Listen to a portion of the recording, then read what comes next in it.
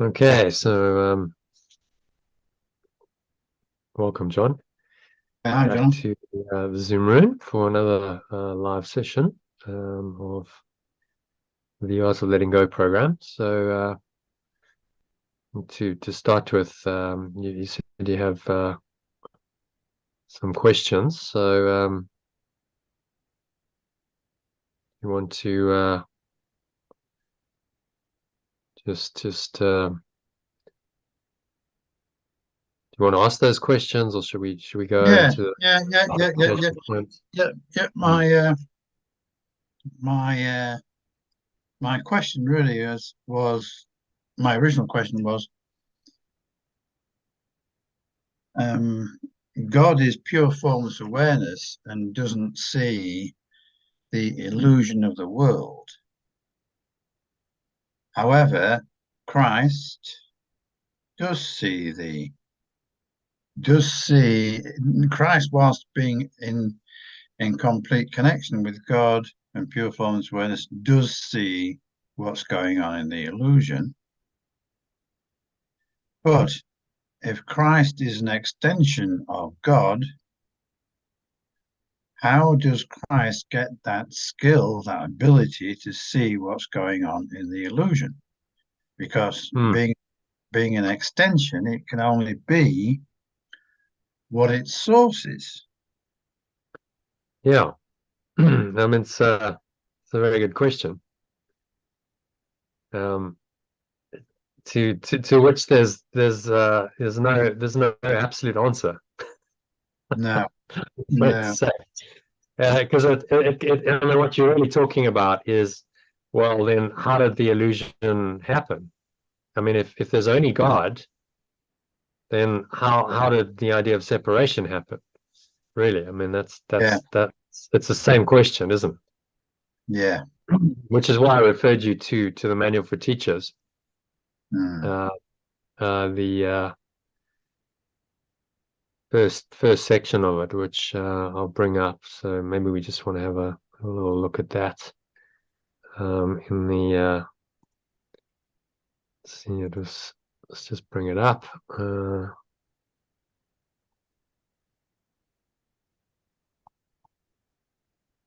Say 200 and something, 232, I think. Right here, clarification of terms. 231. Introduction. Okay, so there's the introduction. So I'll share my screen.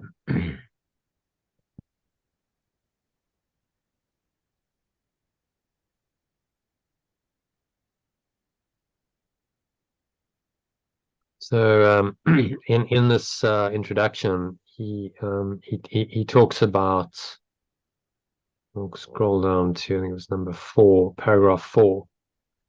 He talks about this kind of question explicitly. It says, yeah, yeah, yeah. He maybe you does. want to read that. You want to read Yeah, that yeah, passage. yeah. The belief. Oh, yeah, okay. Okay. The ego will demand many answers that this course does not give. It does not recognize as questions the mere form of a question to which an answer is impossible. So, alternatively, the belief in separation will demand many answers that this course does not give. It does not recognize as questions the mere form of a question to which an answer is impossible. The ego may ask, how did the impossible occur? So what did the impossible happen? And may ask this in many forms. The belief in separation may ask, how did the impossible occur? To what did the impossible happen? And may ask this in many forms. Yet there is no answer, only an experience. Seek only this and do not let theology delay you. Mm. Oh, You see, it's the same question. I mean, I know we've read this passage before. yeah, Because previously your question was, well, if there's only pure formless awareness of perfect love, then how did the separation happen? yeah, It's the same question, really. You're like, well, if there's only pure formless awareness of perfect love and Christ's an extension of that, then how can Christ perceive the illusion? It's really the same kind of question, isn't it? Essentially, it's exactly the same, but Yeah, exactly. It's just as he said, it may ask it in many forms. yeah, So but there's many ways you can ask the same question, but it boils down to the same question. You're like, well, how did that happen? mm, And of course, the problem with that kind of question is it assumes that it did happen. yeah, It's an assumptive question. It's going, well, Christ sees the illusion. So how does Christ, which is only of God, see the illusion? And of course, Jesus is trying to get us to the point in our understanding where we recognize that the nothing that happens in the illusion is real. So whatever seems to happen is simply unreal and is perceived correctly by the mind as such, which then gets you, beyond these kinds of questions because you go, well, I don't have to ask about how the impossible happened and how this, the mechanics of an illusion when I really get that the illusion isn't true. So it kind of raises you up above the level of trying to figure it out on the level of this world. You never will. You're trying to really reconcile the impossible. And so you keep asking these questions, and that's trying to reconcile the impossible, which cannot be reconciled. Which is why, in the end, he points us to an experience, and he says, in the end, these kinds of theological questions, and you can debate them endlessly. There's no answer, is there? I mean, you could debate it, and one theologian could have this opinion, another one would say, well, maybe God knows some of the illusion, and another one says, no, God is only pure formless awareness, so God knows nothing of the illusion, and the other guy says, but then how come we can perceive anything? And you can go around and around in debating this endlessly. Or you can just go to the transcendent level that the Course invites us and says, there's an experience waiting for you that will show you that what the Course says is true, that there is just this domain of pure formless awareness, of perfect love, that knows no illusion. And you can actually experience that. And once you've experienced it once, you know for sure that it's true, that it's there. And then these kinds of questions, don't really occur to you anymore. Because you just accept, okay, well, that's happening in an illusion, but I don't need to really bother myself with illusions because none of them are true. The Buddha, in answer to a question like this from one of his disciples, his answer was, he asked another question. He said, so, what would you do, oh, whoever it was, Arjuna, no, sorry, Arjuna was Krishna. Oh, he had a famous disciple, I can't remember his name, also began with an A. And, what would you do if someone shot an arrow into your side? Would you ask, where the arrow came from and, who made it and how sharp the arrow was? And, would you ask any of these questions or would you just get the arrow out? Would you remove it? And obviously the disciple said, well, no, I'd just remove it. And so then he, in the same way, he says, well, then, stop these theological ponderings and just remove the arrow. In other words, free yourself from craving and aversion, which is the arrow of the ego that's causing you suffering. Remove that, and then you'll understand. And you'll understand it experientially. So, well, it's the same. Do you see the pattern? It's a good question, but in the end, you've got to go beyond the question, haven't you? Because you can stay in that question for years, trying to figure it out, and you'll never get a satisfactory answer. As he says here, you can ask and ask, and really all the ego is doing very subtly, it's clever, is it's trying to make itself real still. It's trying to tell your mind that the separation has happened, and it assumes that it has in the questions. And our job is to go completely beyond that. So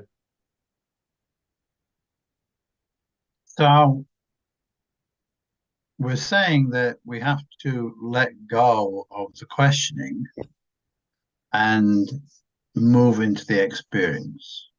hmm. Um, Yeah.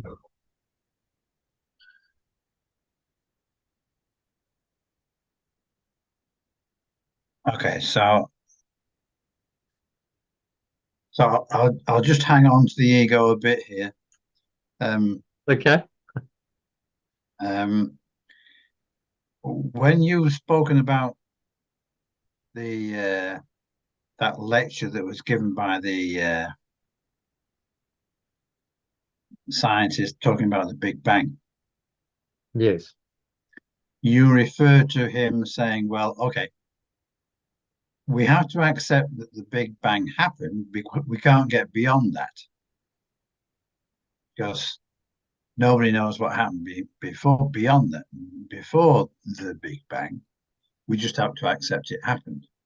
Now, my word's not quite right. Yeah. Uh, Well, he said we have no idea at time zero. yeah, What's going on. Basically, that was the sum total of it. Very briefly, and then proceeded to go back into his models and so on, having just, as Winston Churchill famously said, stumbled over the truth, and then yeah. just picked himself up and quickly moved on. It's like, hang So, on, just pause so, there for a moment. so, are we doing the same by by passing this question and not answering this question about um, how does Christ have this skill of seeing the illusion? Um, I mean, aren't we by saying we must move to the experience? Aren't we in a similar way passing over the question? Um, yeah, except what he was doing was missing the truth. We're actually going towards the truth. So by okay, you've asked the question, but by dwelling on the question, which you've had before, you have to ask yourself, is this actually helping me to progress in understanding this? It's a good question, and it's the intellectual mind. What's happening, John, is you're reaching the limits of your intellect. There's a limit beyond which the intellect can't go, which is where he's pointing us here. He's saying, you go into an absolute experience, and then that's knowledge. That's not intellect. It's not perception. It's because you've had an experience that has shown you that there is something outside of time and space, and there is a transcendent awareness, and then nothing else really matters. You're like, well, that's ultimate reality. I've had a taste of it, and so my questions are answered by the experience. That's what he's really saying in this paragraph 4. And so then you cease questioning, and then the question has been transcended. The question, is no longer a question in your mind because and that's I'm the not difference sure. between intellect and perception. I don't think I really have had an experience actually, Joe. Hmm. I mean, I've had moments of uh, Hmm. peacefulness in Hmm. meditation, out Hmm. walking, whatever. I mean, I've had moments of Hmm. Hmm. of of very uh, of great peacefulness. Um, but I can't say that I've had it ever transcended. Time and Um, space. Yeah. Well, um, that's join the rest of the human race. Most people haven't. yeah, It's called mystic experience because it's so-called mystic. It doesn't happen that often in our world. Fairly sort of unusual and an outlier in human experience. But these experiences do happen. I've had one of them, a couple, but that one I had, the Vipassana, and I had a vision before that. Those were like a vision of Christ, he would call it, and a genuine like revelatory experience. It was a revelatory experience because in that moment, for however long it was, I have no idea how long it was. It wasn't very long in time, but there was nothing. I dropped completely, time and space dropped away. I dropped away. There was no ego. It was just pure awareness, which is why I called the experience pure formless awareness or perfect love. because that's all I could think to describe it. And once you've experienced that, you're like, well, these questions are interesting for the intellect, but really they don't actually serve you, because they just keep you trapped at the level of the ego, trying to figure out the problem from the ego's perspective. And of course you can't, because it's its own limitation. You'll never, as Einstein said, the significant problems we face can't be solved at the same level of thinking we were at when you created them.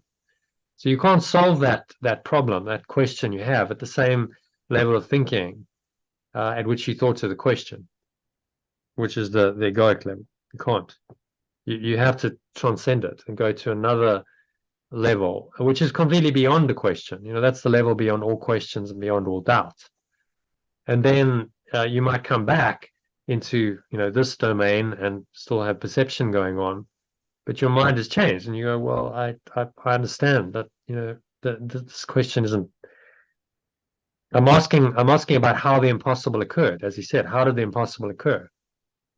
And to what did the impossible happen? And how, if there's only God, can Christ then even perceive? How can perception even be?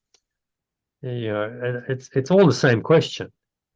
You've just taken this particular question related to Christ and gone, okay, well, I'll focus in on that. But can you see it's really the same question as you asked before?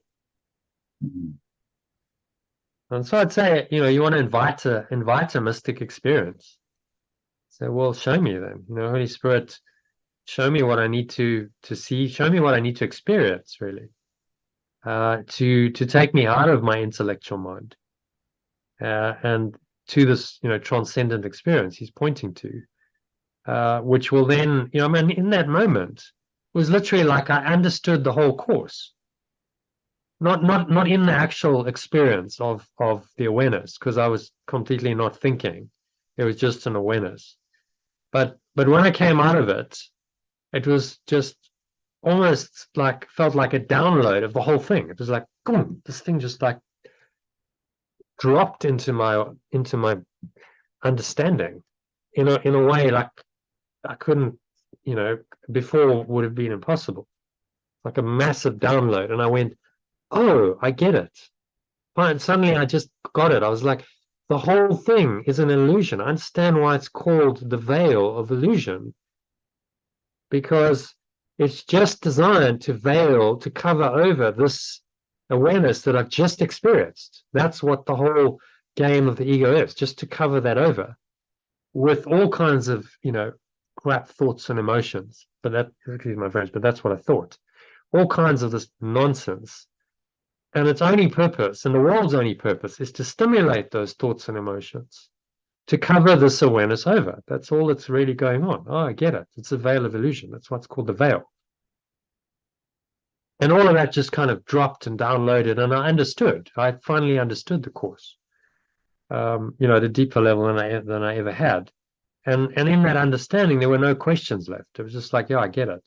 I understand now. I'm not questioning these things. So, that and I only got that through some experience. It was a deep, mystic experience, as it's called, which took, I had to meditate for 9 days, 12 hours a day to open up enough to have that. So, it could come at any point, but as the Zen saying says, enlightenment is an accident, but spiritual practice makes you accident prone. So at that point, having done 9 days of intense meditation and been silent and really absorbed in just this practice, I was very accident prone, and so it happened. So maybe you want to consider doing something similar. It's like I'd done meditation all my life, and I'd had certainly peaceful experiences.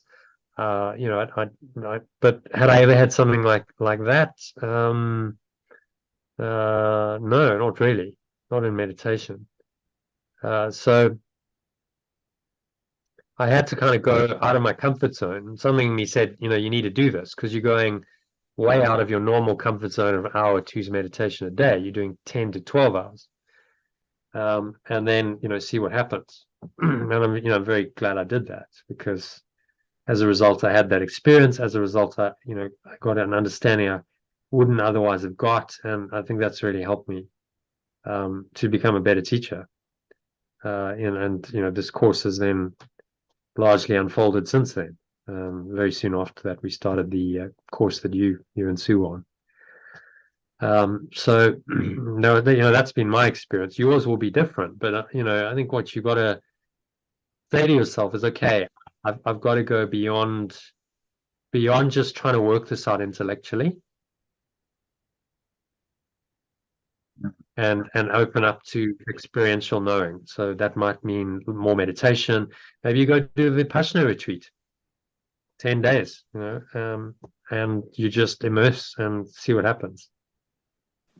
And that might give you an entirely different experience. It certainly will. I mean, the Vipassana gives everyone a different experience, often very profound. But you're opening up to that with your, by saying, okay, I'm willing. I'm willing to do the spiritual practice and open myself up to an experiential answer to these questions, which will answer the questions once and for all for you, because it's you getting the answer within your own mind. I can't really give you the answer, because the answer will come in your own experience. Does that make sense? It does. It does. It does. Elaine's just joined us, and yes. Hello, John. Hi, Elaine. Hi, Elaine. Hello. So, anything to share? Who, me or John? John looks as though he's already joined it. Yeah. Well, obviously. He's just been chatting about his question about how does the Christ, how does the Christ know? Let me show you this diagram. That might also help you. The question is, how if the Christ, the true self, is the extension of God, or pure formless awareness of perfect love, then how does it have this ability to perceive the illusion?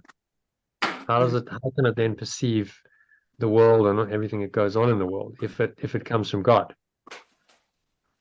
And the absolute answer to that is that none of this below this level really exists. So even the Christ, that's still an illusion, and true perceptions are an illusion, and Christ's vision and miracles and forgiveness is an illusion. Yeshua even tells it. It says forgiveness is an illusion, but it's only an illusion that doesn't make more illusions. It doesn't breed more.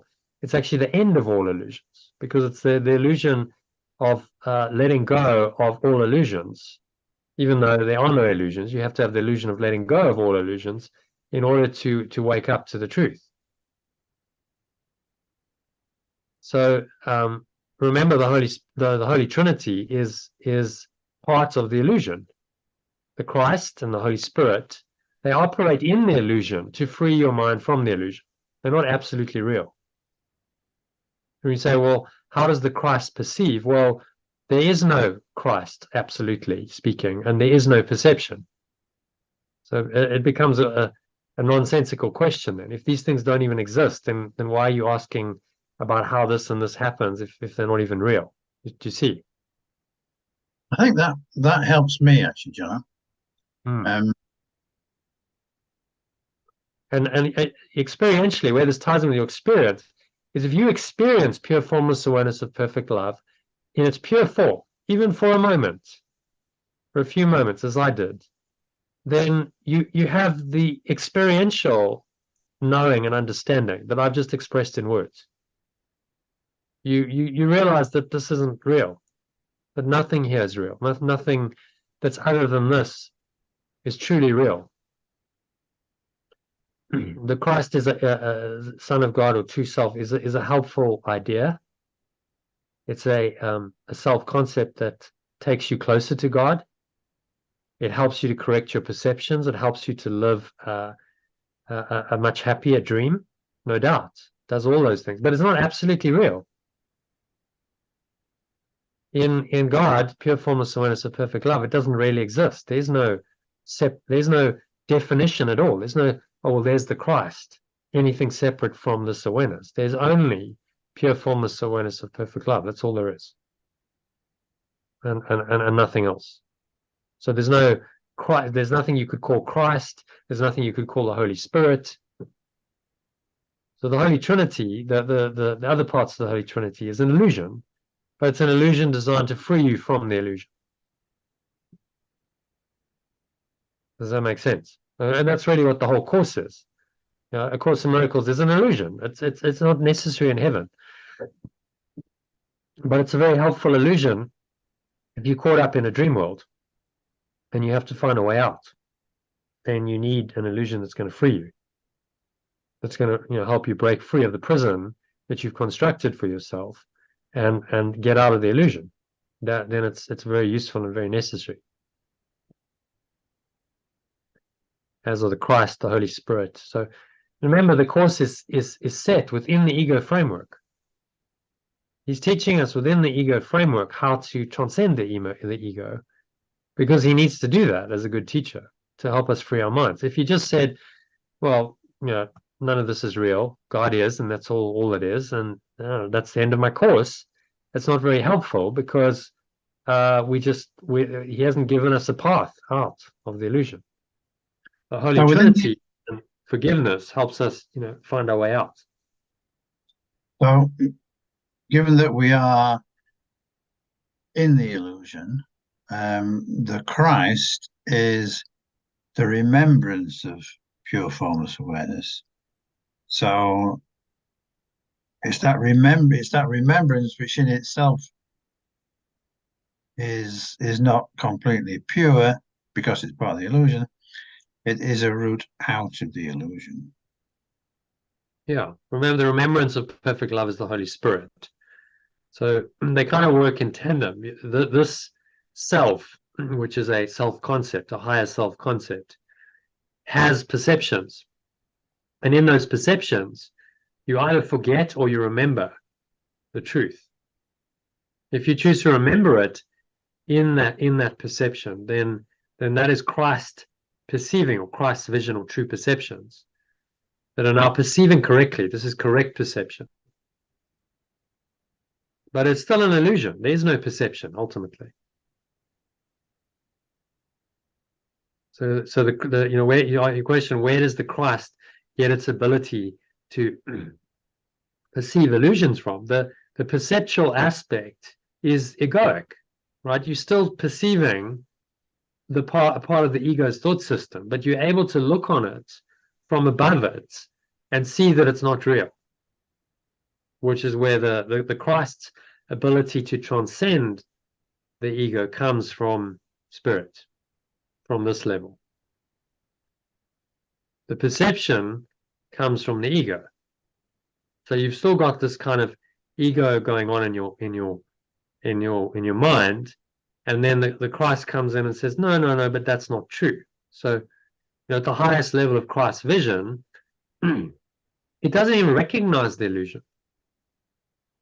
It's largely rooted in pure formless awareness of perfect love. It's almost there. It doesn't even recognize the dream world, and so that that would be very close to the final step, which God Himself takes. So this knowledge, just you kind of merge back into this awareness. So that's another way of looking at it. I hope it's helpful. That this true self is just an intermediary illusion, but a necessary one to get home, to free yourself. And if you perceive it as an illusion, and you perceive correctly that even perception and Christ's vision are illusory, then you are heading towards God. You're heading towards this transcendent domain of pure formless awareness of perfect love.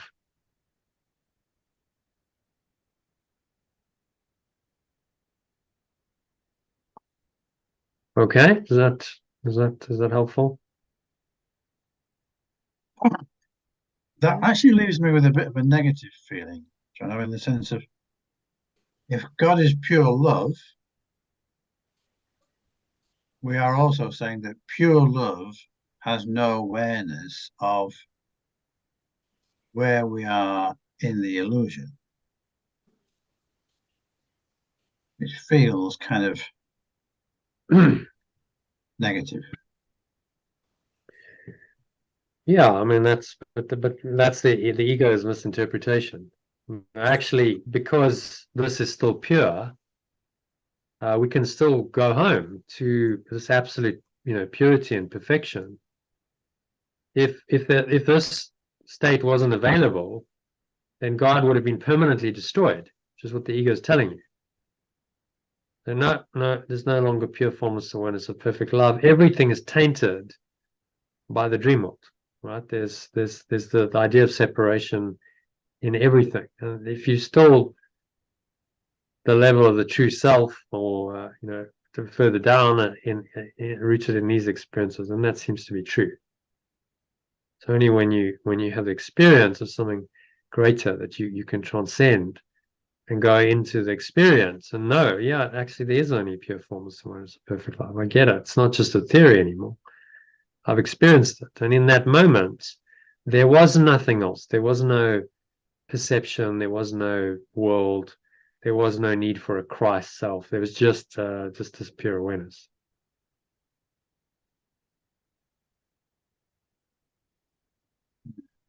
So I think the negativity is just the ego really trying to hold on for dear life. So somehow it's going to put a negative spin on this, which of course then denies it, because there's no negative here. There's only what it is. It is pure formless awareness of perfect love and nothing else.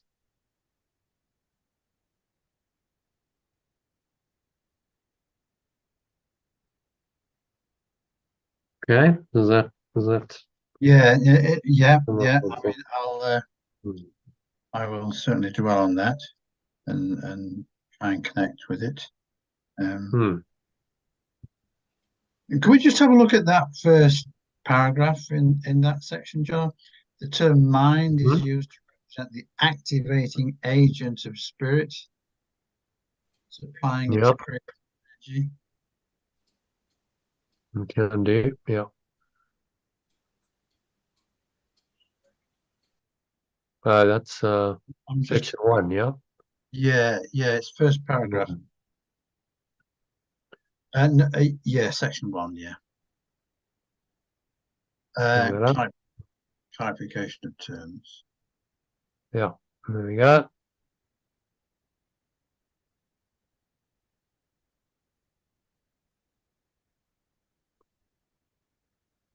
Okay, do you want to read that? Yeah, the term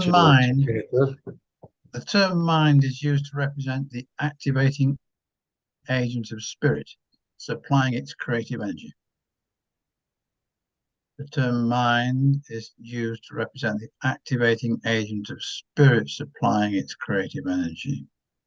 It's this concept of mind being activating agent of spirit.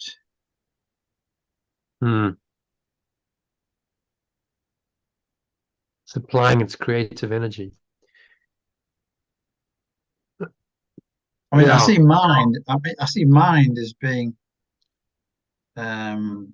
less than awareness. I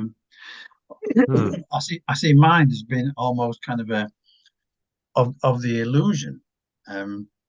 Well, he's done a lowercase, the term mind, lowercase, and then he said, but when the term is capitalized, can you read that? Yeah. When the term is capitalized, it refers to pure formless awareness of perfect love or your true self. Originally, when the term is capitalized, it refers to God or Christ, i.e. the mind of God or the mind of Christ.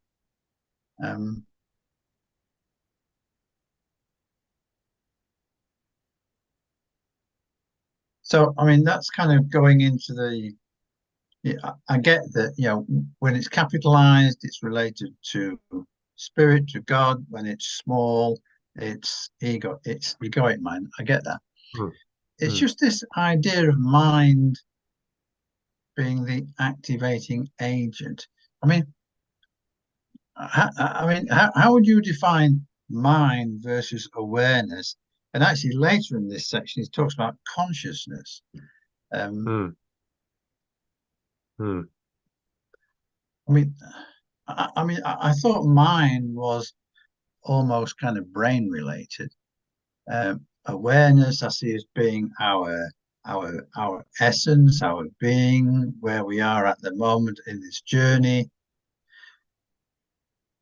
And actually, he throws in consciousness later in this section, in the sense of consciousness is aware of spirit, and at the same time has the and at the same time the illusion. It's in paragraph 7. Yeah, so we look at this diagram, might be helpful. So mind, small mind, is still identified with the ego.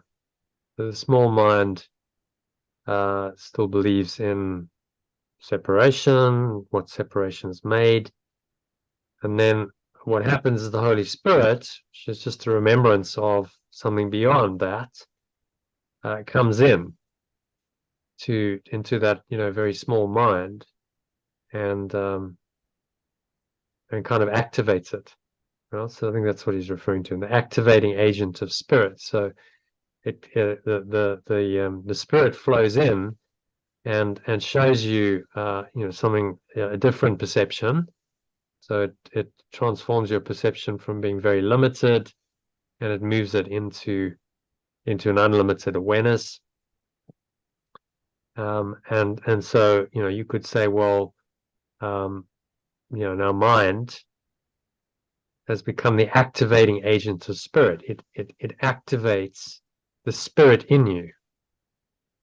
You're able to now perceive the spirit, and the spirit can inspire you and direct you accordingly. You can listen to guidance, and that's all happening in the mind, which is no longer identified solely with the illusion.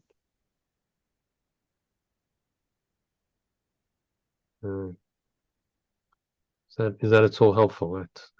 Did you just say, John, that spirit comes into mind, and therefore that becomes mind becomes and then we're talking about capital mind. Yeah. So the mind, the lower mind, which is consciousness, which is still in the ego domain, largely believes in separation, is now activated by the spirit, which comes from God. Spirit is on the same level as this, and so we remember this truth. That's called a remembrance of God, or the Holy Spirit, and it activates our mind and kind of upgrades it, and it now the mind becomes the Christ mind. But the first sentence is the other way around. It says the term mind is used to represent the activating agent of spirit, supplying its creative energy. It doesn't say spirit is the activating agent of mind. Well, so I think he's referring to what the effect is in this dream world of the mind that's now associated with the spirit. It seems to now activate the spirit in this world. So maybe it's all a matter of perspective, of which way you look at it, from which perspective you look at it. You see that if you're looking from the bottom, if you're looking from within the dream world, you could say mind is the activating agent of spirit, because the spirit comes in to some kind of action, some kind of activity that you can observe through the mind. If you looked at it from the helicopter view, you might say, no, actually, it's the spirit coming into the mind and transforming it and awakening it to its its true self, which is really the same as the spirit. And actually, it's the same process. You just looked at it from a different perspective.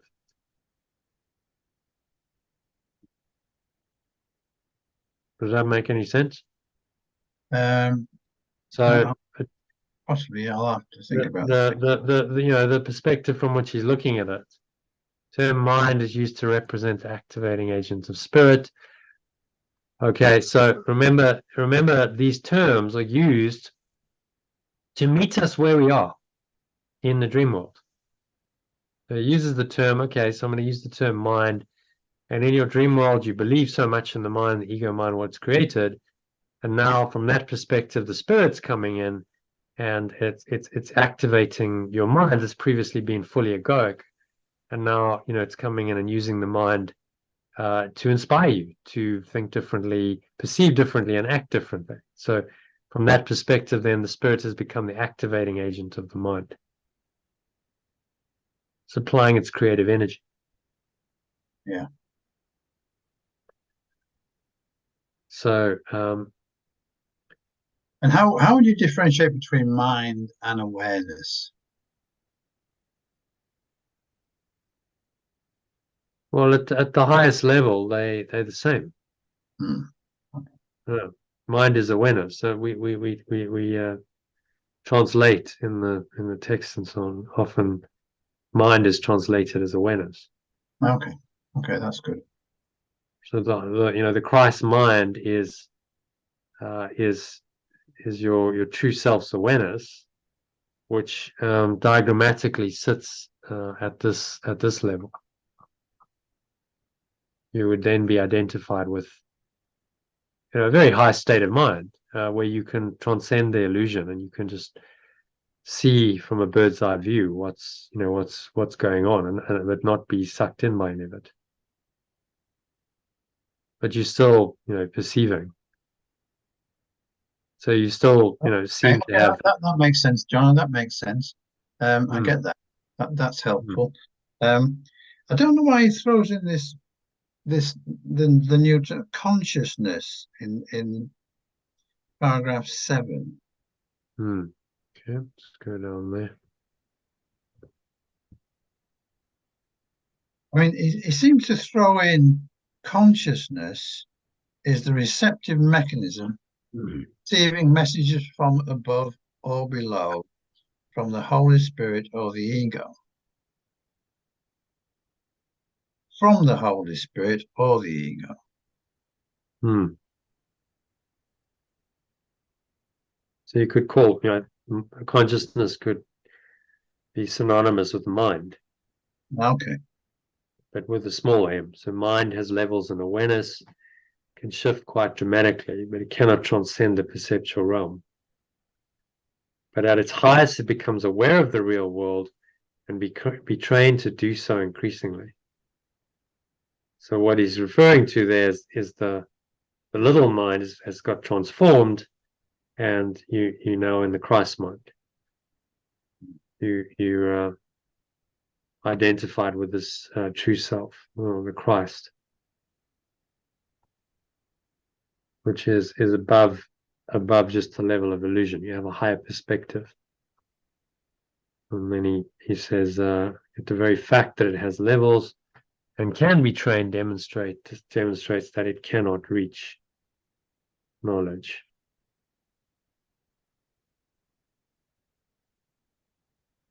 So anything in the dream world, anything below this is not knowledge. You're still in the dream world, and you'll never reach the dream world as long as you still believe in any of this.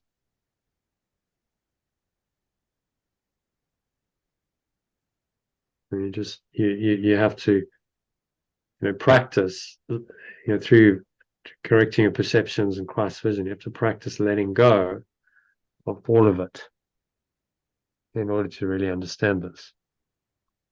And that's why it's called a practice, spiritual practice. It makes me wonder how anyone gets out of the illusion. Well, you know, he's given us a roadmap. He's saying you've got to start by correcting your perceptions. If your perceptions are incorrect, you've got no chance. So, start applying these teachings, and when you have a false perception and you recognize it as such, let it go and, correct it. And if you keep being willing to do that, then you become more and more identified with the true self and the Christ by default.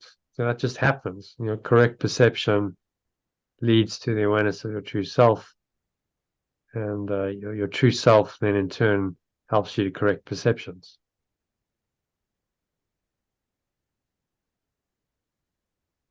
So ultimately, we've got to let all of that go, the entire realm of perception and the need to forgive and whatever seems to go on in time and space has to be let go of.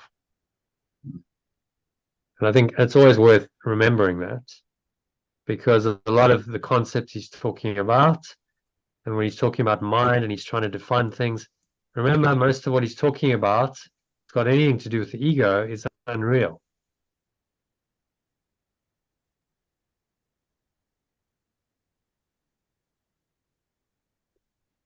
So the dilemma is ultimately answered experientially, because you go into the experience of this and you realize that everything's unreal, and then all your questions are answered.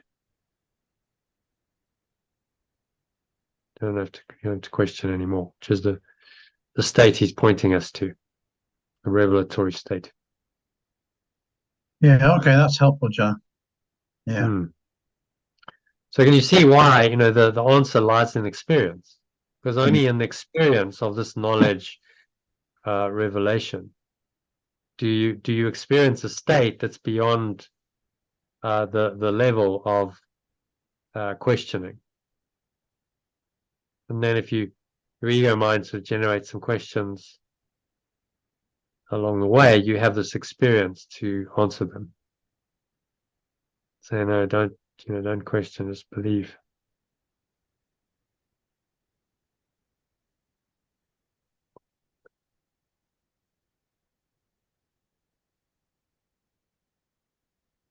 Yeah, so back to consciousness. Does that kind of address the?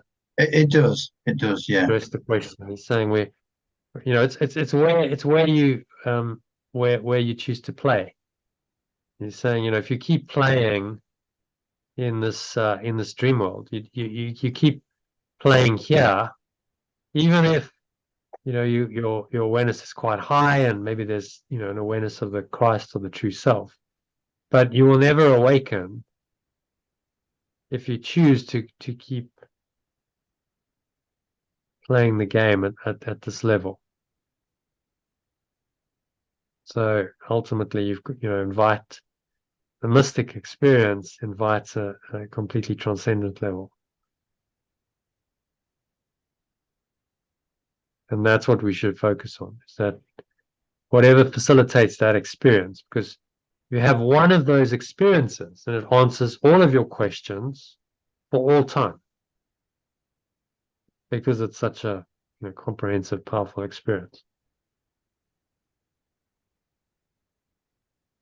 So that's the next step. You ask.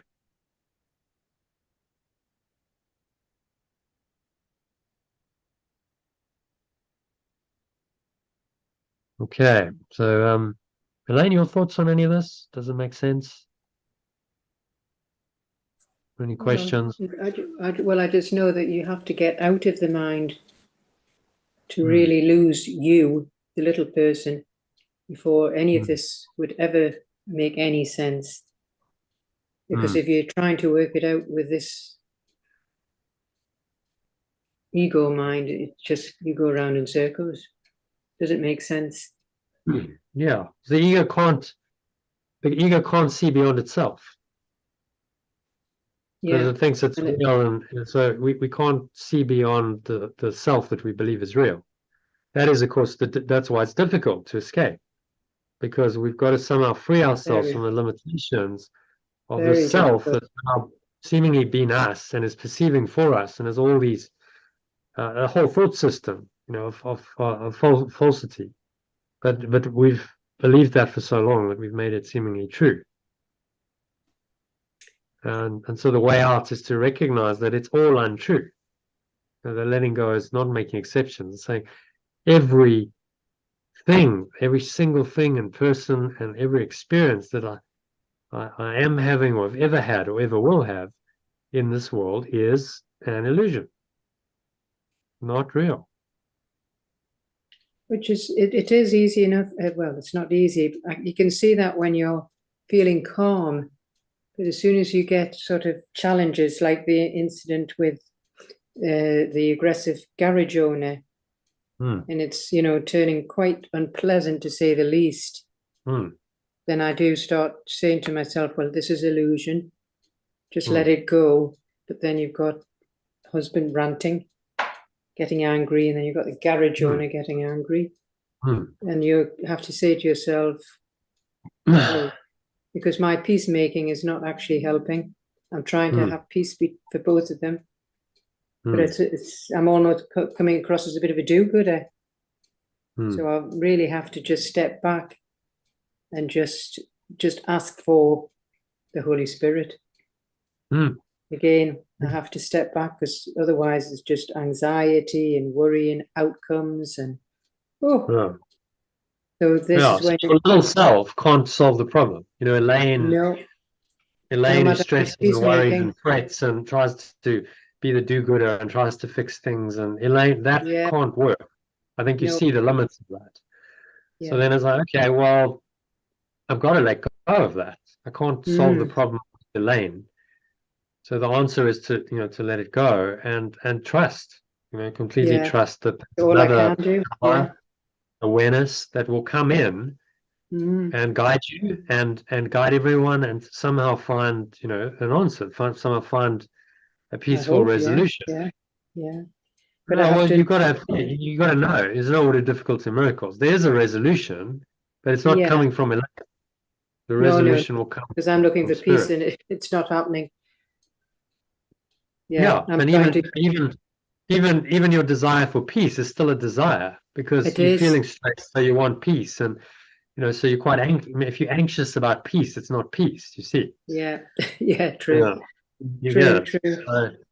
So you can't. The ego can't do it, but that's a very good thing, because you come to the limits of its thought system, and you go, it can't do it. Like the ego can't awaken. John can't awaken. Elaine can't awaken. Jono can't awaken. You see, the character can't awaken. You can only realize that you never were that character. The character's illusory. You never were that. That's the awakening. Yeah, because the ego's, it's just a limit to it. That, like, I'm trying to appeal to everybody's better nature, but it's not working. They're actually, it's war. They're now looking for every little tiny bit, whatever messages you've written. They've even started accusing Dave of, they're going to report him to the police because he's got dementia and he shouldn't be driving. They're looking for any excuse. I was actually appealing to their better nature, but coming from the ego. So I realize appealing to their better natures, it's the ego is just too, their egos are really on the aggressor. Yeah, you try to somehow solve it, you know, from within the paradigm of the ego. It's just going to be a better ego, you know, a more enlightened ego. I think you know, as hard as it is to do, you have to completely let go. Go, okay, I just no, I have no idea. I let this all go. Okay, whatever. So, you know, whatever. It's all I can I'm not do. going to fix it anymore. I'm not going to try and fix it anymore. I'm not going to try and make it right. I'm just going to completely let go. And then see what happens. And then see what happens. Yeah, I agree totally. And then you know, that and that is, of course, the whole point spiritually. This is happening for you to show you that is the answer. You know, a complete letting go, that you can't really do this. No. You know, you hit the limits of your thought system, and they're very apparent. And it can be quite depressing and frustrating, but that's good, because you go, well, yes, I'm seeing the limitations of the ego's thought system, and I'm being called to go beyond them in and through this experience. So this is, you know, a big part of your learning, and it could lead to your, you know, your mystic experience or enlightenment it's itself. You don't know, just because if you can truly let go, really, really let go, and all of that worry and anxiety and etc. that's still working in your mind, if you're honest about it, it's still there, isn't it? It is. It's undercurrent. There's an undercurrent there. Really, yeah. So you kind of push it down. You okay? Well, you know, I'll try and you know, do something constructive about it, and I'll try and make peace. And but that anxiety is still there. So that's really what's fueling all of your effort. And so it's important to really let go and say, okay, I have no idea. Elaine, you have no idea how to solve the problem yourself. No. I've gone And when you beyond. really get to that point, and you're really wanting to let go, then you invite the spirit. You say, well, I don't know. I have no cooking clue. I thought, you know, through my life for 60 odd years, I've thought that I had some kind of idea, but actually I have no idea really how to solve these kinds of problems. Yeah. It's when you're dealing with war in the ego, yeah, it's just an intractable. impossible situation. Yeah. So the only answer is to completely let go and then completely trust and go, well, I have no idea. So I'm just going to stay in this field of, in the state of pure awareness, where I've completely let go, where I recognize there's no problem. And then as these things show up, because it's not just going to disappear overnight, but as these things, these experiences happen and the ego's kicking off, you stay rooted in that state. Yeah. You just go, I'm not. So maybe your answer is to just let it just go, okay, I'm not even acknowledging it. I'm not even operating in it. It's like, whatever. That doesn't even exist for me anymore. And you leave it. Just let it go completely. Yeah. And if David wants to fight the battle and do his thing, then that's up to him. I had an interesting experience yesterday when we still own a flat actually in Bury St Edmunds that I used to live in, and we rent it out. And there's been a couple in there for about 8 years, and they've now got 3 kids, and it's a 1 and a bit bedroom flat. You know, I mean, these 3 kids have all been born since since they moved in. They're still living there. They're still living there. Wow. And we've kind of kept the rent down because they don't earn much money, and they've both been out of work this summer, and they're behind in the rent nearly 3 months, and we have an agent that manages it, and the agent's kind of saying, well, you got to serve, recommend you serve a Section 8, which means, you can legally get them to leave. And I'm thinking, yeah, okay. But I'm not happy. So we were out walking yesterday. And I just kept going back to the lesson all the time, asking for an answer. And I knew I was being authentic in my asking, and I just got this kind of message come through, in Les Miserables, where you've got that Jean Valjean who steals the ornamental, the golden candlesticks and everything else. And the priest says, oh, you must be in great need. What else can I give you? No, I remember it was very powerful scene. And I just thought, oh, that's interesting. Wow.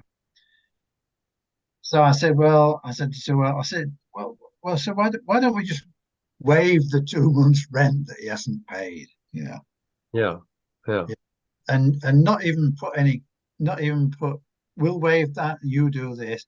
We'll just waive it and say, and hopefully you'll be able to catch up. Yeah. I don't mean repay.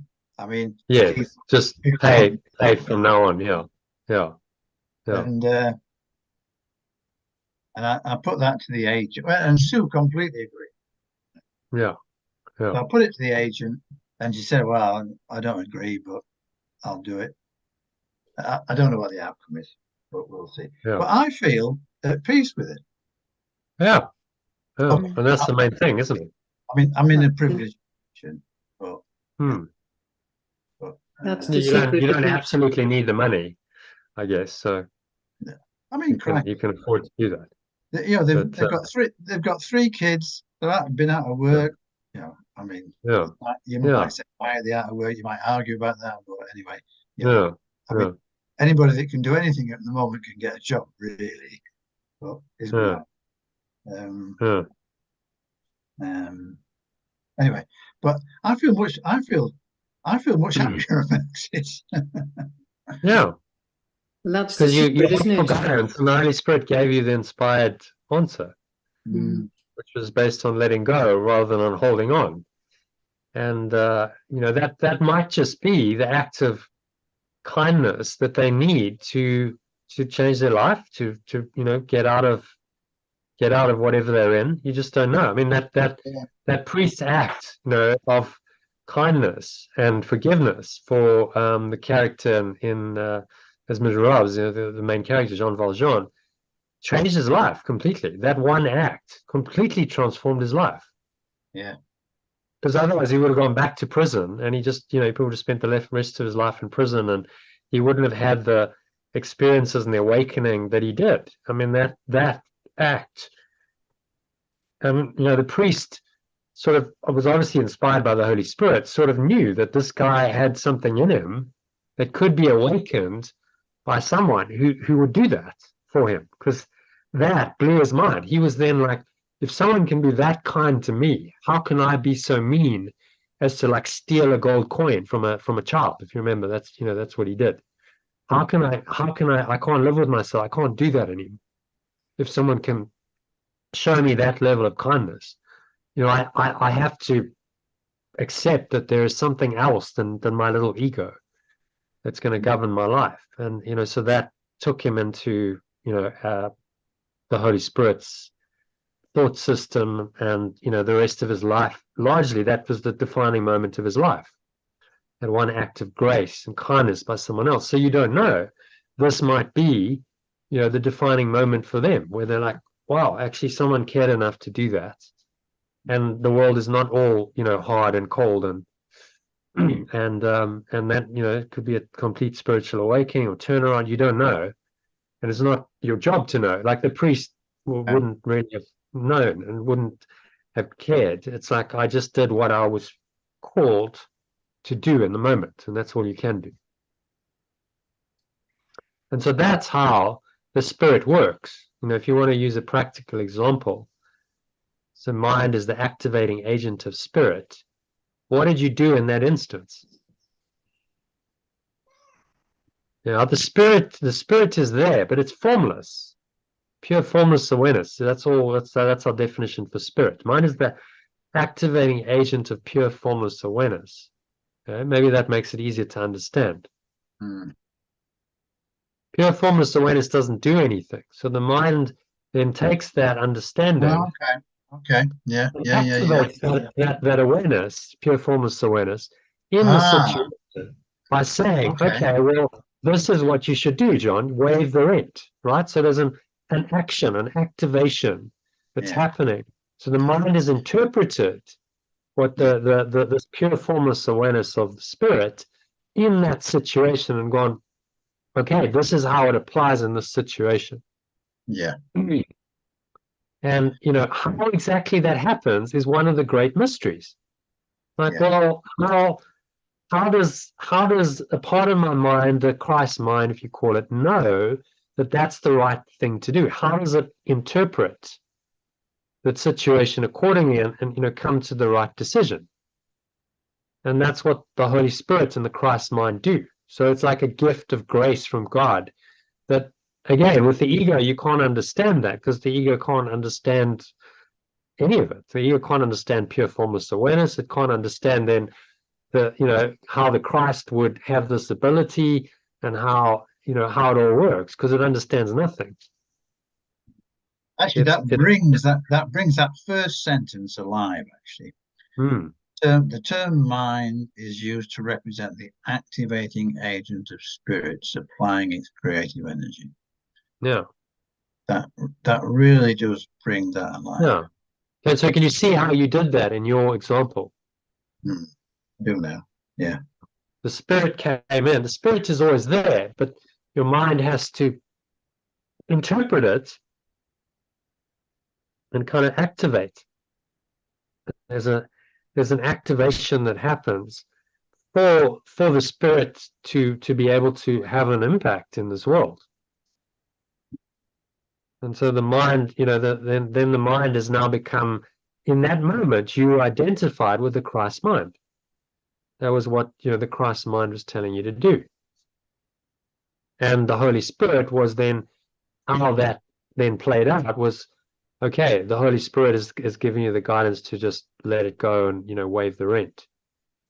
So your perception changes, and then an action comes out of it, all of which is coming from spirit, but has now been activated in a very helpful way in the illusion. So this is how then the spirit comes into the dream world and can really help us and can bring about miracles and so on. And I think it's just like, well, you've got to accept that it's possible.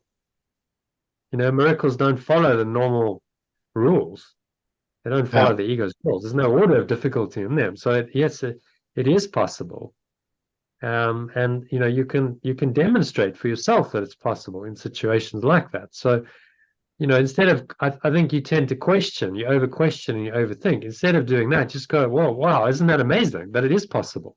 I don't really have to understand how and why. I don't understand how a car works.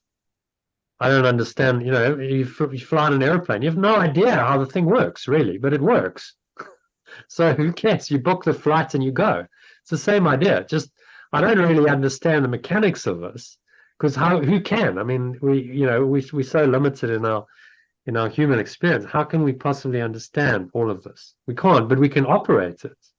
The Holy Spirit's an operating system, that has like immense depth and intelligence, and actually to operate it's very simple. You just need to ask, as you did, and then you're given the guidance. So it's like, well, I think that's what Yeshua's trying to say to us. Look, this is actually a very simple course. Don't overcomplicate it.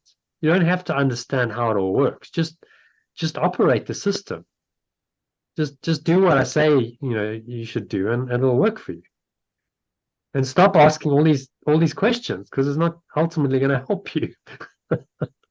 It's a part of, it's a part of growing. It's a part of your spiritual growth, no doubt. But then at some point you've got to stop and go, okay, that's not really helpful anymore. Let me go to the experience and actually just activate it. Just know that there's always an answer. There's always guidance. I can ask for it. It's given. I operate the system. It's happening. I'm living in the domain of the miraculous. I'm in the happy dream. I'm on track, for enlightenment and eternity. And great, I don't need a question anymore. It's just I'm just in the flow of life and guided by the Spirit. And that's then the enlightened state, which lies beyond the intellect. I'll show you one final thing as well. I think this might be helpful. So if you look at the levels of consciousness in this diagram, share my screen again. You'll see very clearly. So John, at the moment, you're at a reasoning level. Now that's a high level.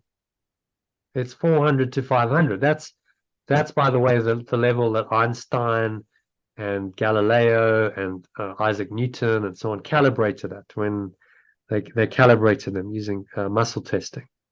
499 apparently, just below the level of 500, which is where you break through into revelation.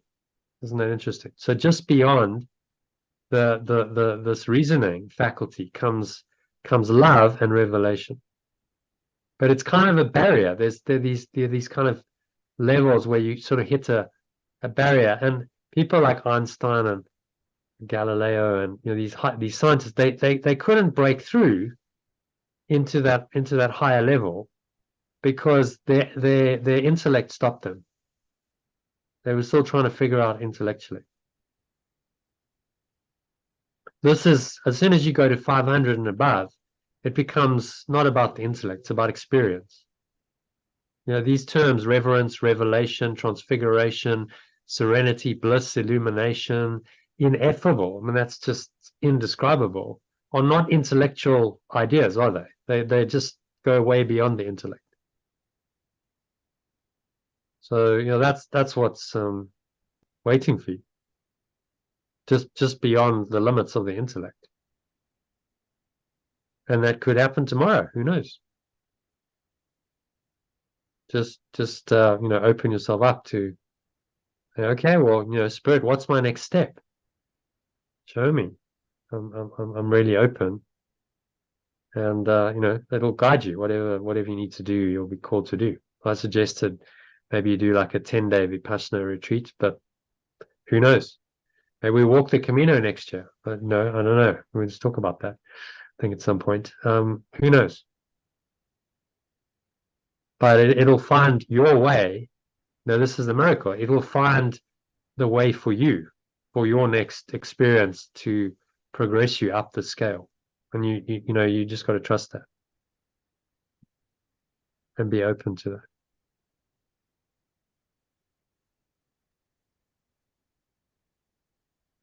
Very good.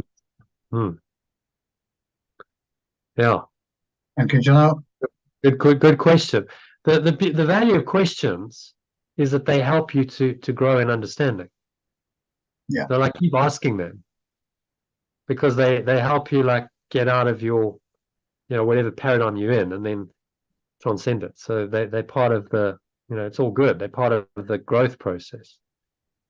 But then maybe you get to a point where you're like, I don't need to question it anymore. I just know. As I think you've quoted Carl Jung. What did he say at the end of his life?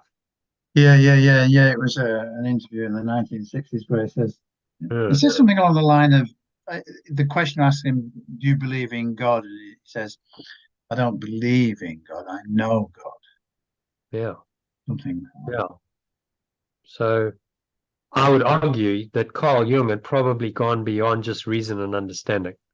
He'd gone into these higher levels. He had experienced some of this, which is why he could say that. He transcended the limits of the intellectual mind. You look at, say, another psychologist like Freud, he never did. He was still in his intellect. Yeah. And so then you see a difference in their teachings, because the one's coming from a higher perspective. Now, anyone can do it, but the limitation that a lot of these very learned people, scholars, and have is their learning. The very learning that took them there is the block, because they're still trying to figure it out with the intellectual mind. And in the end, you can't. You've got to let that go and say, okay, it's just bring me the experience that shows me the truth and reveals to me the revelation that only love is real and nothing else is real. And once you've once had that experience, you can never believe in the ego again. Is that are you feeling any more enlightened, Elaine? Well, I'm not really. I'm certainly not at that level. Wise? No. I feel I'm at personally. I'm at the willingness. You're very willing, yeah. No, I mean, I'm at the willingness, hopeful, inspiring. Yeah, that's where I'm definitely at. Yeah. Like I say, the thing is, I'm not in a holy relationship. I've got the opposite. I'm looking for peace and joy, whereas my husband does enjoy a bit of drama. So it's a tricky one but there again, that's just putting. No, it's perfect practice. Look at your life situation. Gives you exactly the opportunity you need to go to the next level, doesn't it? What's the next level? Forgiveness, yeah, that's the big one. So it Instead gives you of- exactly that opportunity daily, and that's why it's happening for you. It's Yeah. not a problem. It's exactly what you need to go up the scale Right. into Right. the next level, which then helps you to transcend another part of the ego system, and then understanding beckons, and then so for most people it's a slow progression. Some people don't move from their level. They like move like 5 points in their lifetime. A lot of people just stay, they're kind of born into it, they stay there. So if you start shifting up, even 1 or 2 levels in your lifetime, that's a significant achievement. You've done a lot. If you can get to love in this lifetime, really experience that, then that's huge progress from there to there. That's like 200 points on the scale. Mhm. But your next level is forgiveness, and you've been given Yeah, exactly the opportunity to practice that. So it's like perfect. absolutely, yeah. All happening for you. Mhm. Yeah, that's the way John, to your look at it. level, like also the understanding. Like, okay, so go beyond intellectual understanding and reasoning into love. And exactly, you had that experience when you were asked, to what you're going to do about the rent. You came from a loving perspective, loving, benign. It's exactly what you did. So you got the opportunity to transcend, go into loving kindness. And so if we keep taking these opportunities that the Spirit gives us by reinterpreting the dream world we're in, then we're climbing the ladder step by step. And, that's all we can do.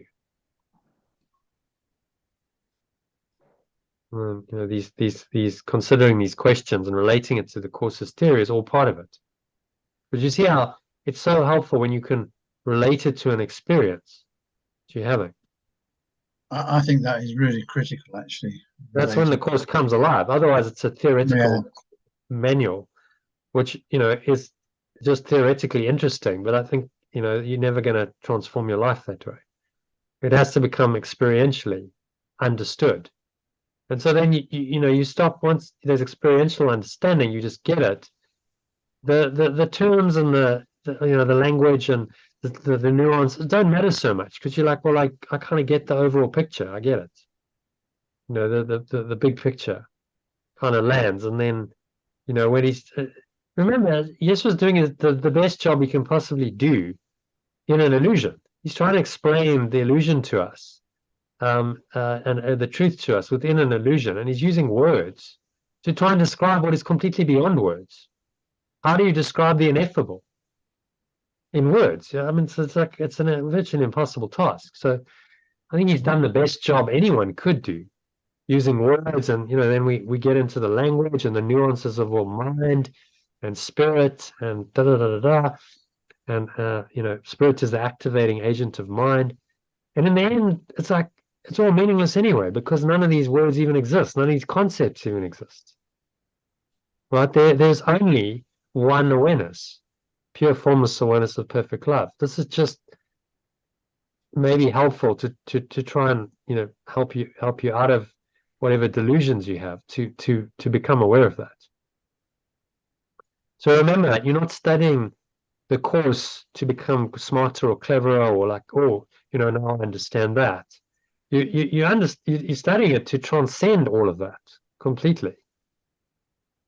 To transcend the need for words and terms, and trying to figure out the nuances of the term mind is used to represent the activating agent of spirit supplying. Like in pure formless awareness, you don't even need to consider that. You just are there experientially. You know it to be so.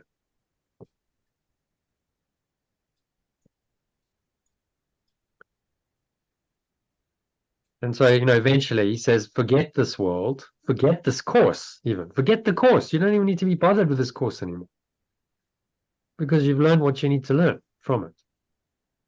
And come with wholly empty hands unto your God. In other words, surrender completely. You say, I have no idea my own ideas have failed me completely. I come into this awareness, pure formless awareness, and I completely surrender to that. That's what it means.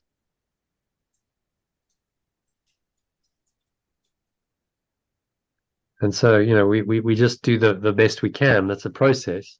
What is the next step in it?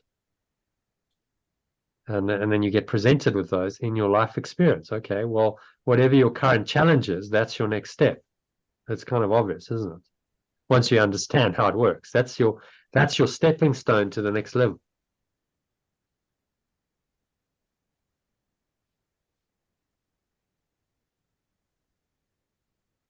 I hope this your question, John, has been a bit of a stepping stone for you to the next level, because that's the whole point.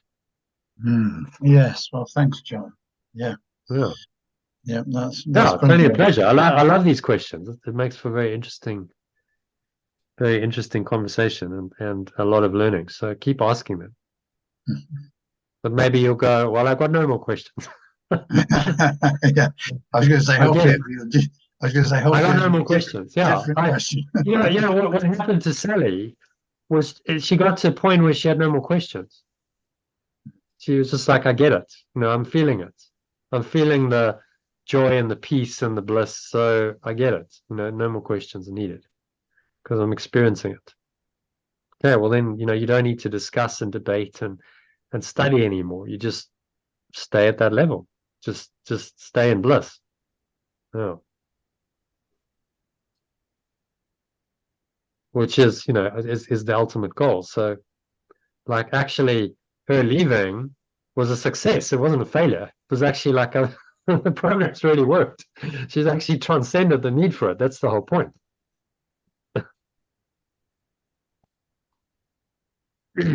So, that's the goal. We all ultimately, you don't need a course, you don't need a program, but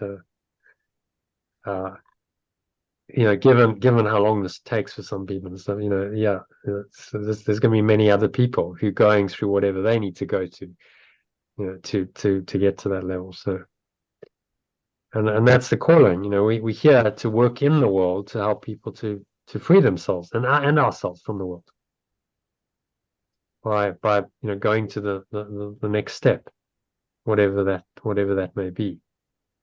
And the course works with us in that journey, saying, well, it's given within this framework because that's where it's useful. They're always giving you, well, here's the next step. Here's the next step. Here, here's what you can do. Letting go is the next step, always to let go of whatever's blocking you, and then that leads you to the next level, and then you've got to let go of something else, and the next level unfolds, all through this process of letting go or forgiveness. That's how you climb the ladder all the way to the top, which he says is pure consciousness.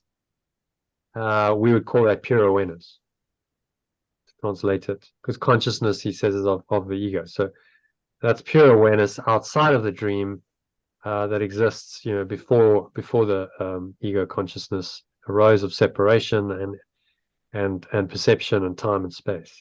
It just exists in this state of pure formless awareness. So when most people talk about consciousness, they mean at the highest level, they mean awareness. And the terms can be used synonymously, even though the course uses consciousness differently. It says consciousness is of the ego. Consciousness was the first. We actually have a look at that. There was a section on that, wasn't there? Was that this one? It's down here, wasn't it? Yeah, I think it's number 7. Yeah. Do you want to? Let's ask Elaine to read that. Elaine, if you can read number 7 in the original and the alternative.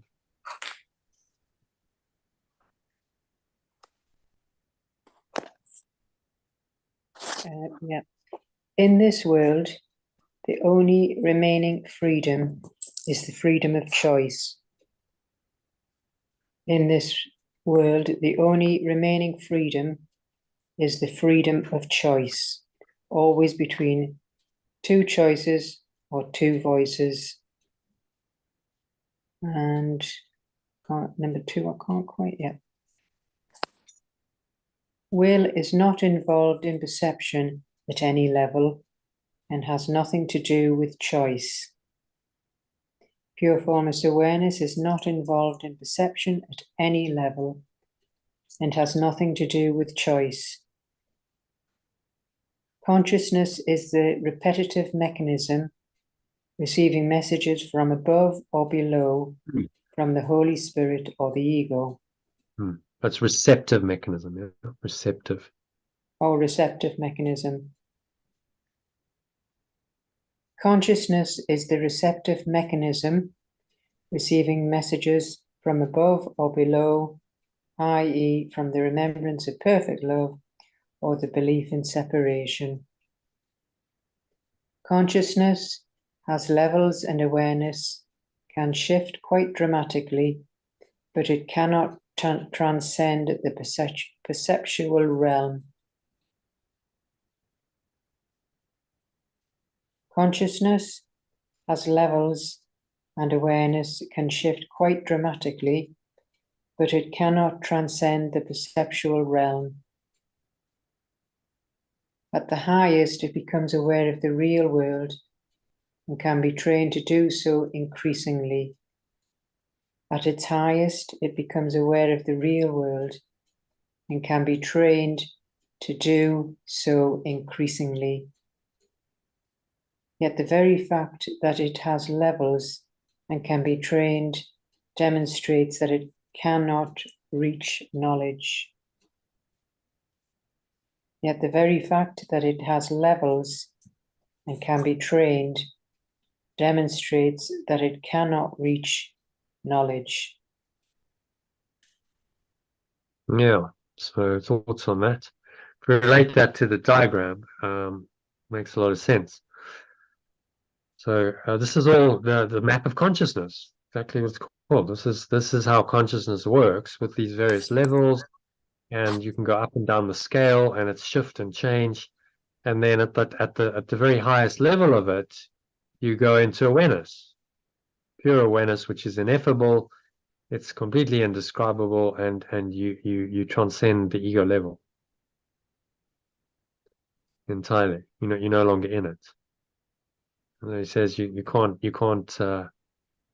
get there with consciousness. At its highest, becomes aware of the real world, can be trained to do so increasingly. So your mind now, yeah, has become aware of the truth, the Christ. The Christ mind is in it and is guiding it and perceiving for it. The Holy Spirit and the Christ are in charge of your mind, and that gives you a higher awareness of everything that happens in the dream, and ultimately leads you out of the dream back into pure awareness, pure formless awareness, which would be level 700 to 1,000.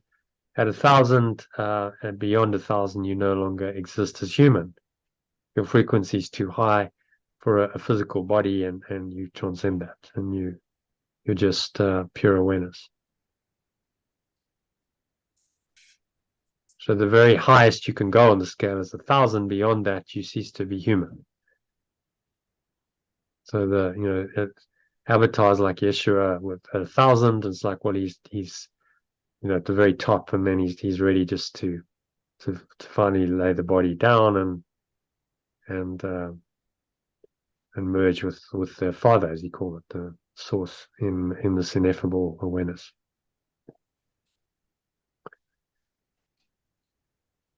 Okay, so Elaine, any thoughts on consciousness? What he's saying there?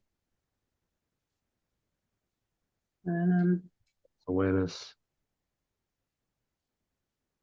Well, it's talking about the consciousness and how it can receive messages from above and below, from either the remembrance of perfect love or from our belief in separation.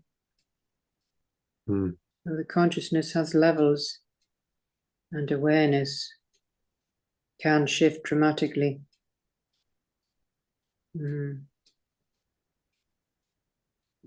So at its highest, it becomes aware of the real world and can be trained to do so increasingly. So the real world is the world correctly perceived, through Christ's vision or true perception. The Yeah. world that you look on through forgiving eyes, without condemning, judging, accusing, blaming, complaining. There's no negativity.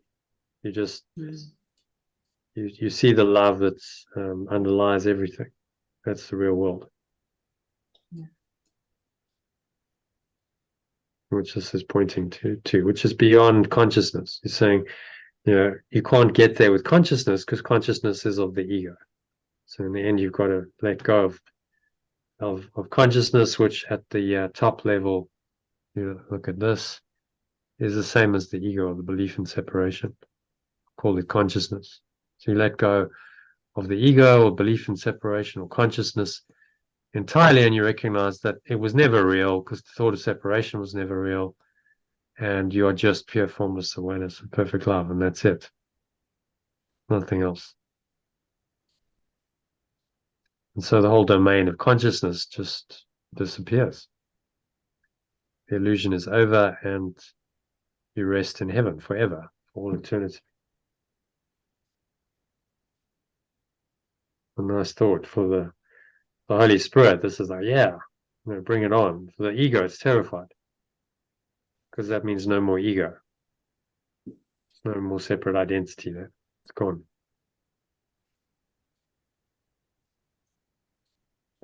And all of the games it likes to play and the dramas. I mean, can you see, Elaine, from observing this drama, just what the ego does? All it's doing is it's spinning these characters who believe they're separate around in its maelstrom to convince them that they are really separate people. That's what it's doing. And the whole drama is just designed to confirm to the characters that, yes, they are very separate, because look, there's the evidence.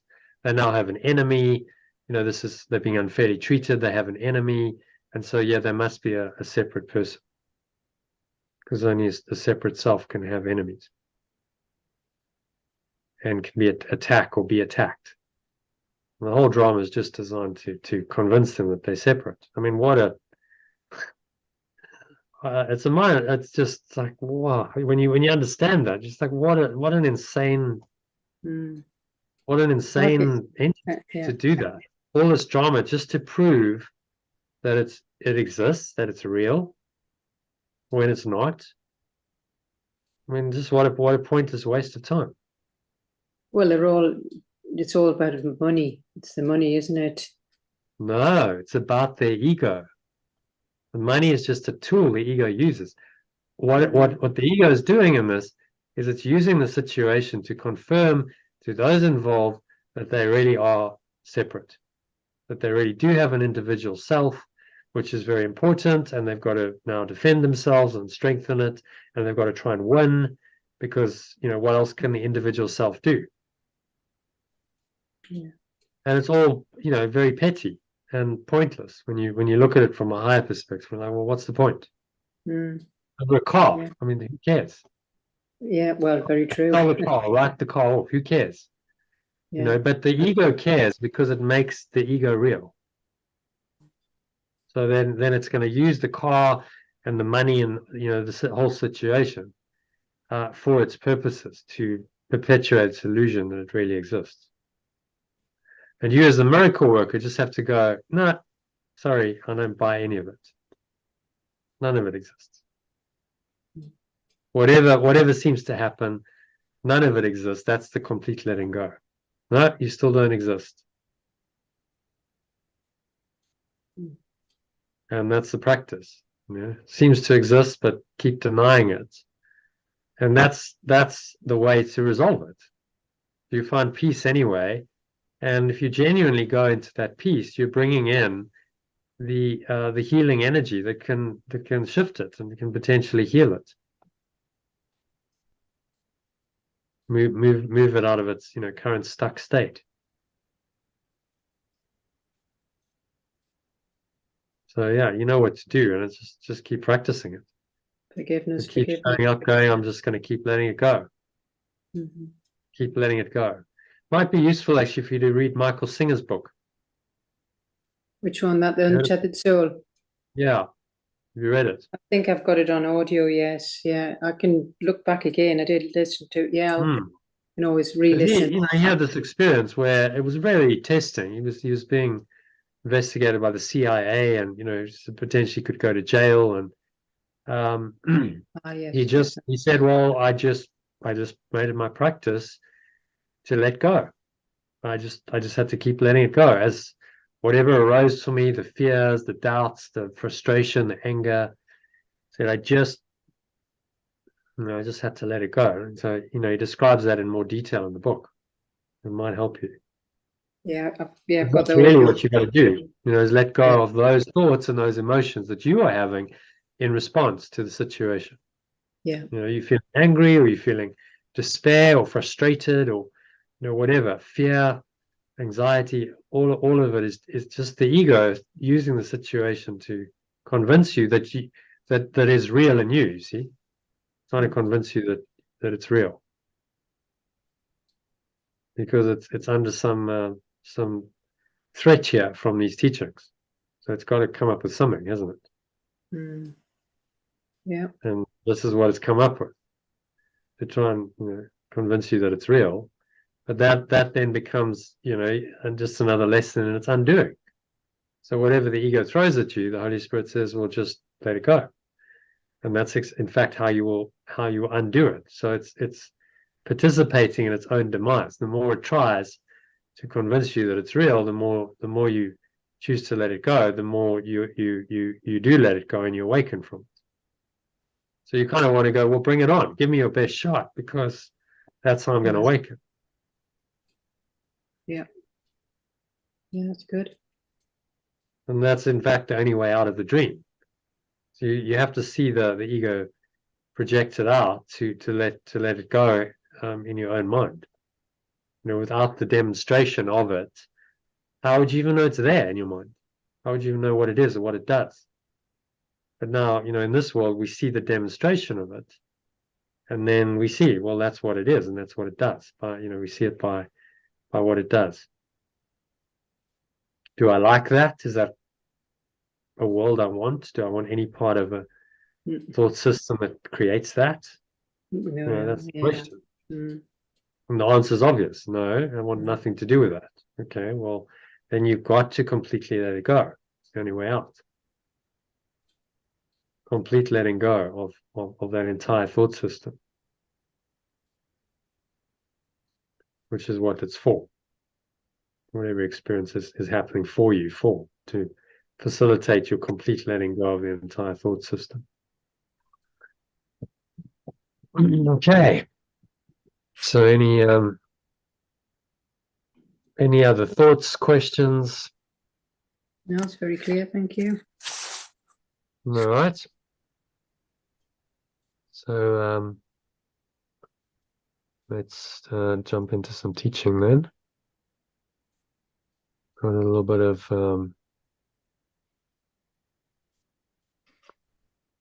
yeah. So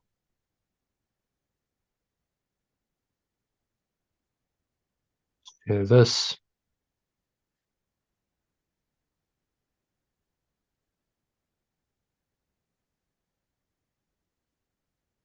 All right. So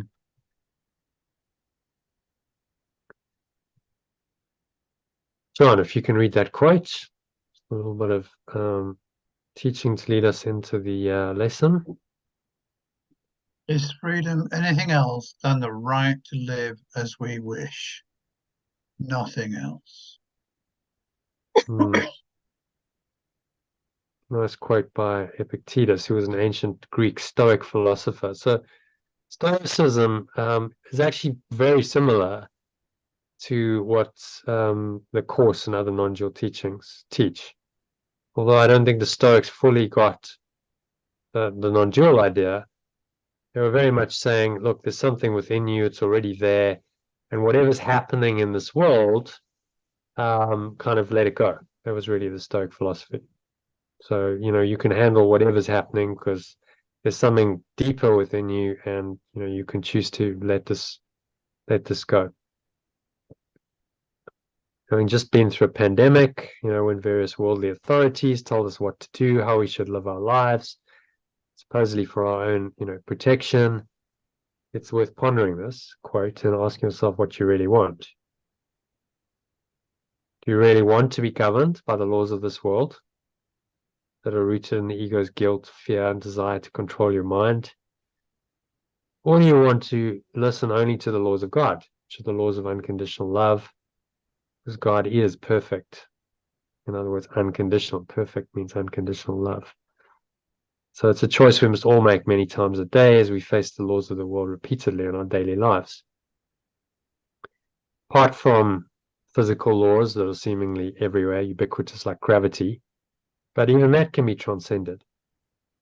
There's levitators, there's moonwalking monks in Tibet who can, they practice something called Langompa, where they can go several meters, step several meters with a single step.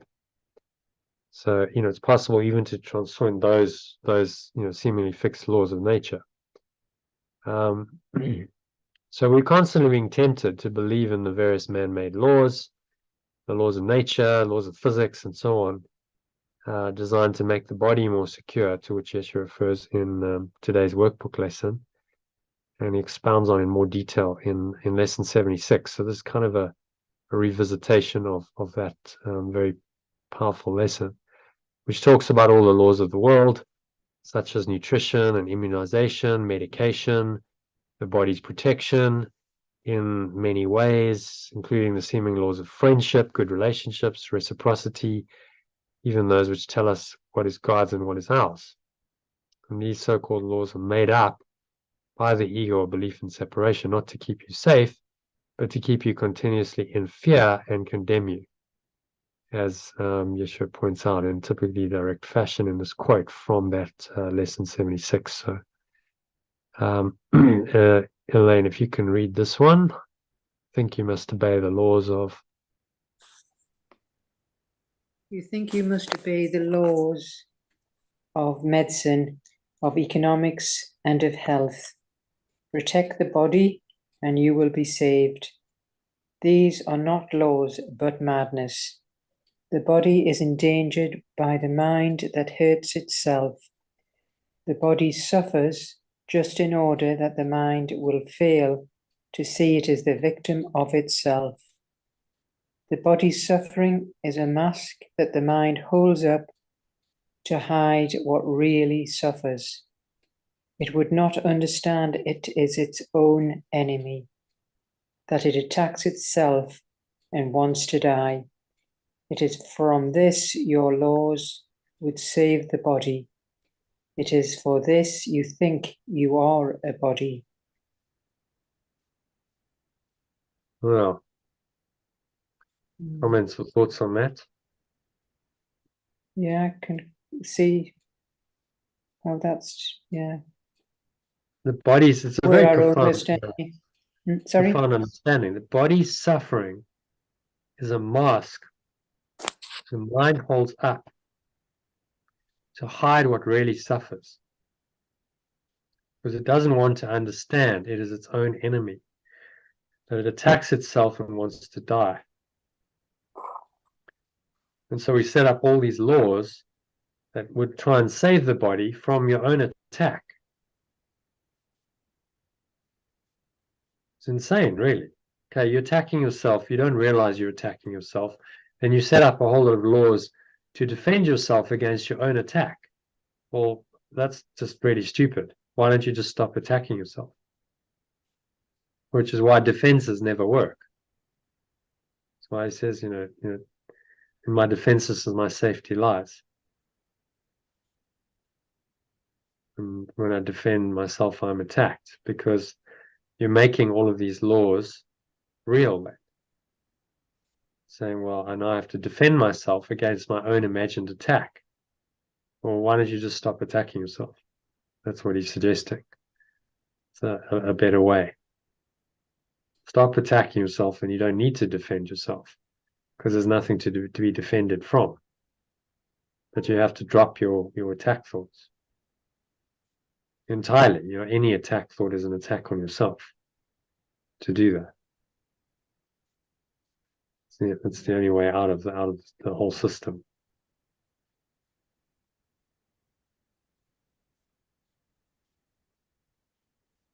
Okay, so that leads us nicely into the lesson then. So this is lesson 277. Let me not bind your son with laws I made. Let me just go in here.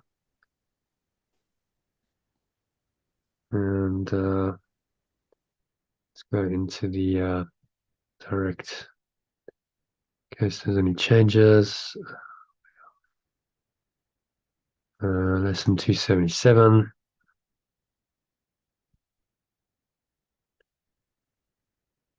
I think we'll skip the Christ section because we've still got some manual for teachers to do. So lesson 277. So John, if you can read that in the original and the alternative, and then the first paragraph in the original alternative, please. Let me not bind your son with laws I made. I will not bind myself with laws I made.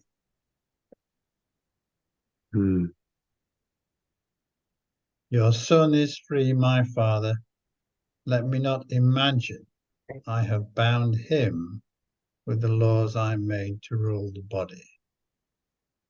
And then just turn the alternative as well.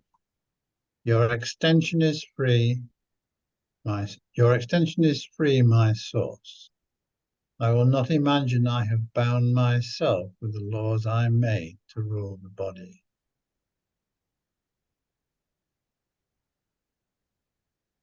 He is not subject to any laws I made by which I tried to make the body more secure. I am not subject to any laws I made by which I tried to make the body more secure. He is not changed by what is changeable. I am not changed by what is changeable. He is not slave to any laws of time. I am not slave to any laws of time. He is as you created him because he knows no law except the law of love. I am as you extend me because I know no law except the law of love.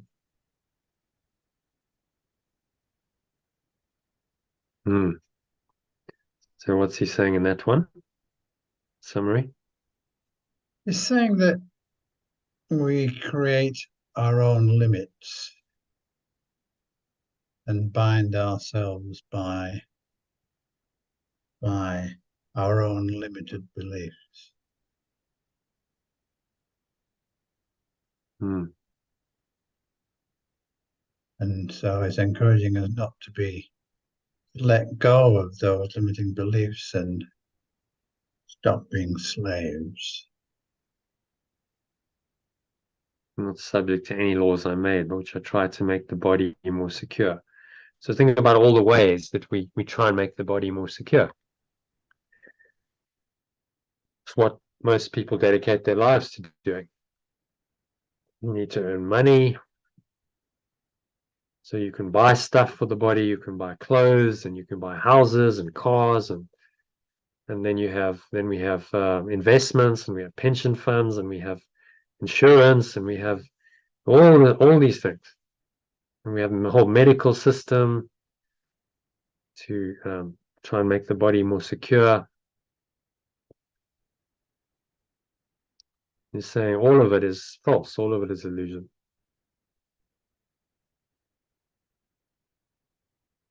You are not changed by any of it.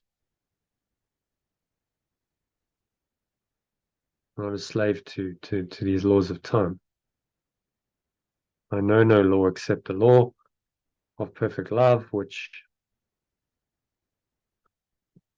is completely transcendent. Perfect love is the top level domain we've looked at.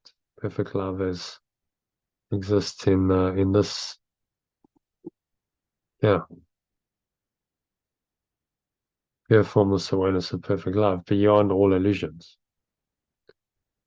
I know no law except that law, perfect love or oneness, and all other laws I recognize as false because they contradict the law of love. So both love and all the laws of separation cannot both be true. One of them must be false.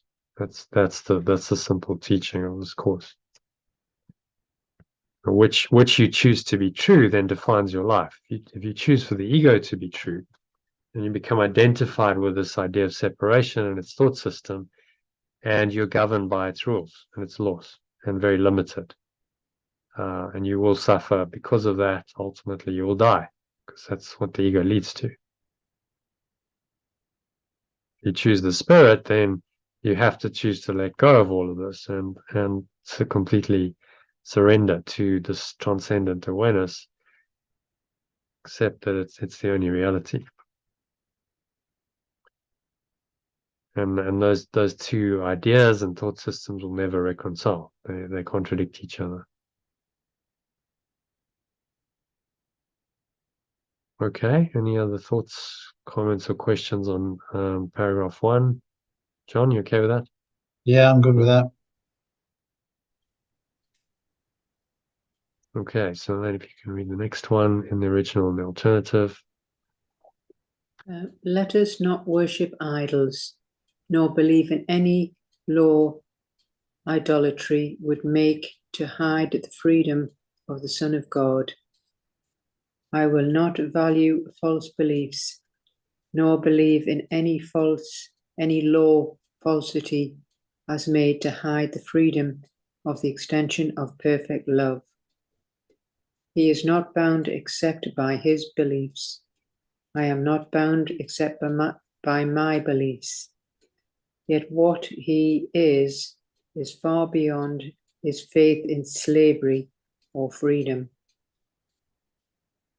Yet what I am is far beyond my faith in slavery or freedom.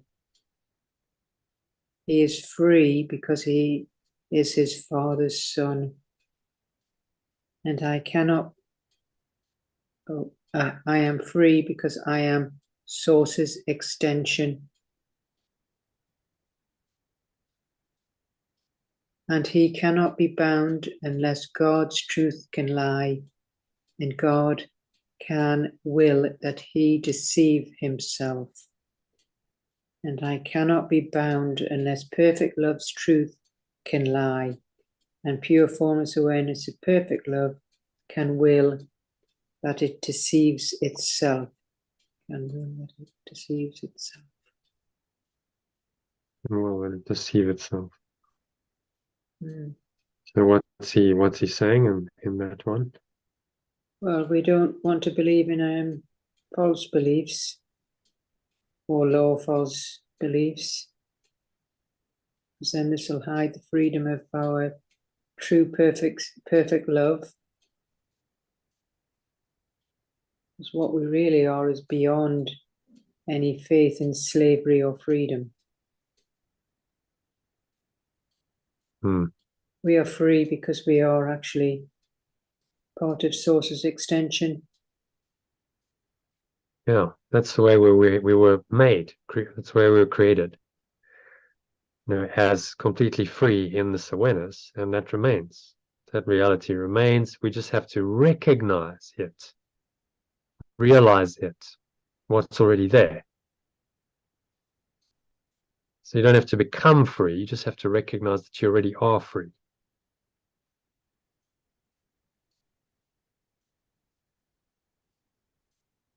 But that recognition means that you've got to let go of your false beliefs. You can't believe you're free if you believe false beliefs that limit you.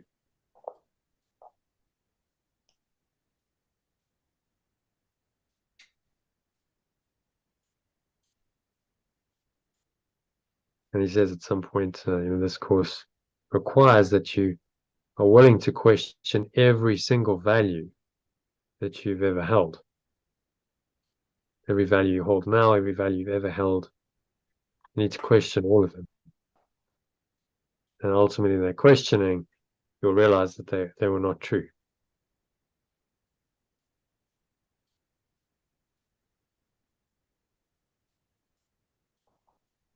Okay.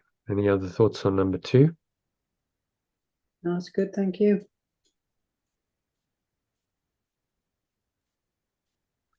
Yeah. So it's another, profound lesson. You notice how he revisits. This is a revisitation of lesson 76, really. Right.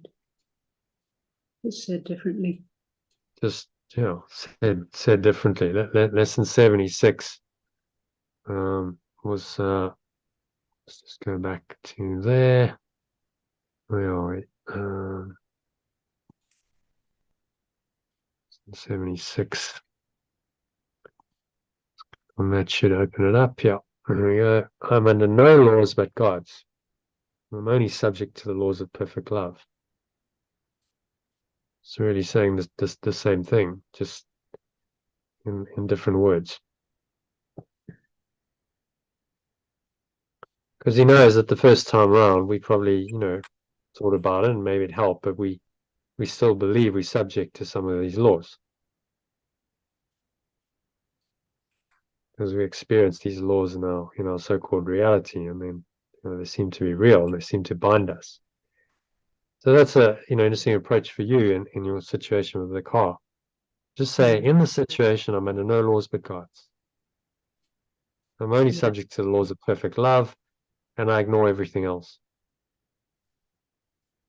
Yeah. And you stay, steadfast and determined to do that throughout the day, and then watch what happens. I shall Because that's try. all you have to do. It's that simple. See, I think we have a tendency to still try and make things right in the dream. Yeah, and it Still, just still try and goes work round it and out round. with the laws of the ego. But this is saying, well, those laws don't even exist. So don't try and solve any problems with them because they're non-existent. Just completely let go. Realize that those laws don't apply. Only perfect love does. If you can go into that experience, that transcendent awareness, then that awareness will tell you what to do. So you rise above the battleground. Let's have another look at this in another diagram. It's good. We've done a nice recap of a lot of these diagrams. So you rise above the battleground, above the timeline with all the drama, and the Holy Spirit takes you above it into this awareness, which knows that you're one with God, but can now, it's a double-sided arrow because you can go back down and you can perceive the situation again, but now from this higher perspective, and that would be Christ's vision.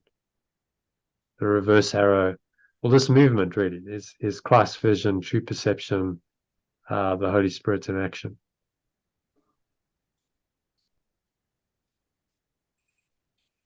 That makes sense.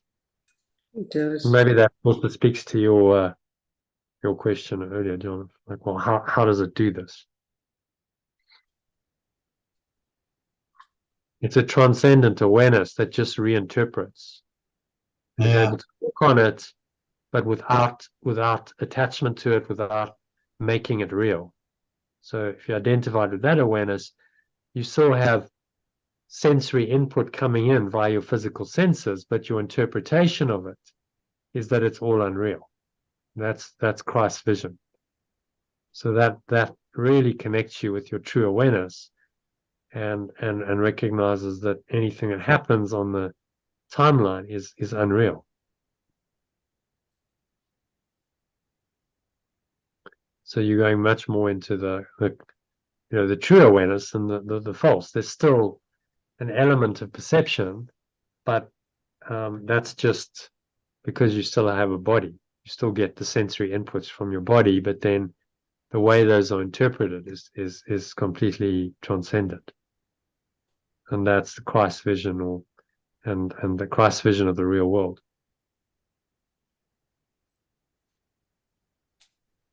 All right.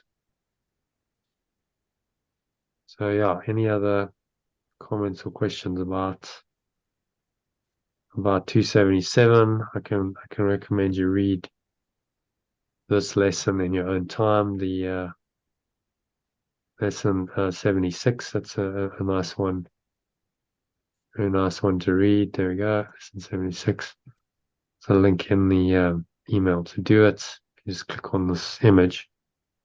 You'll see it, and it's a longer lesson because we're in the first part of the workbook here. So he really goes into it and helps you to really explore, expand on this. But essentially saying all these laws, and he gives examples of them, are false. None of them are really true. So just recognize that, then you're free. All right, so that's for your own reading. Right now, should we do a meditation on this? Do you want to go straight into the manual for teachers? I don't mind. I don't mind either, whichever. Okay, so why don't we do a quick meditation for 15-20 minutes, and then we'll do the manual for teachers. It's 5 paragraphs. So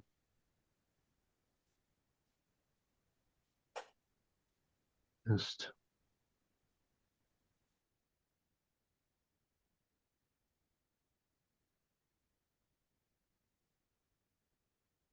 yeah, so just making yourself comfortable into your favorite meditation posture.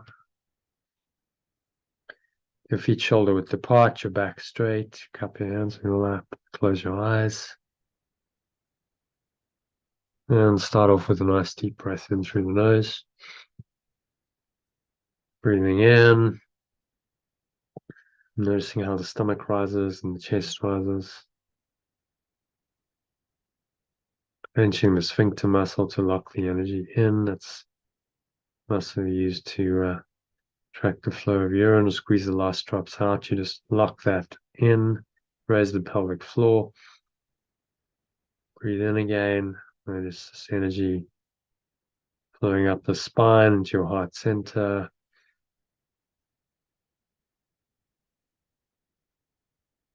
Drawing it up.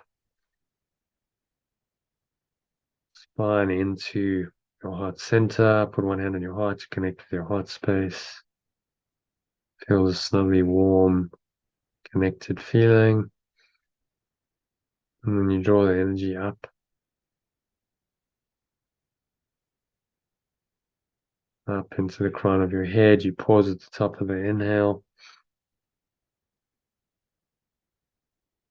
Smile, you scan your mind.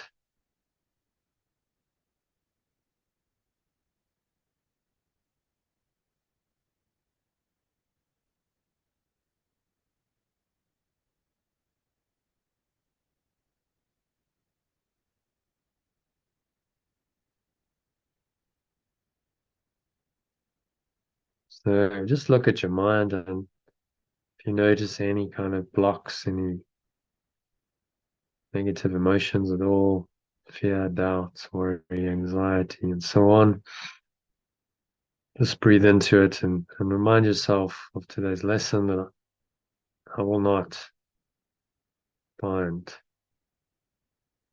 myself. These laws are made. These laws are made up by me. And how can I be truly bound by laws I've made up myself? It's obvious that you're not, because you can choose to let them go. So breathe in and just listen to me reading this lesson to you, and then repeat my words when I pause. And you can exhale out through your nose as you do that. So breathing in, deep breath in, say,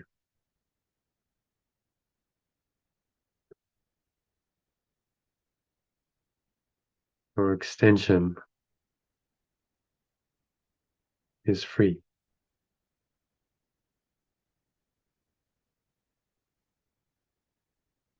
My source or extension is free. I will not imagine I've bound myself, capital self, the laws I made to rule the body.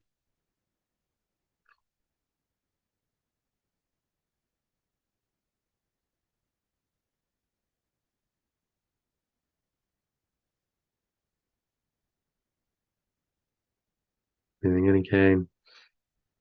Deep breath in. Like you're infusing every cell, every muscle, every part of your mind, every fiber of your being in the light. So I'm not subject to any laws that are made by which I try to make the body more secure.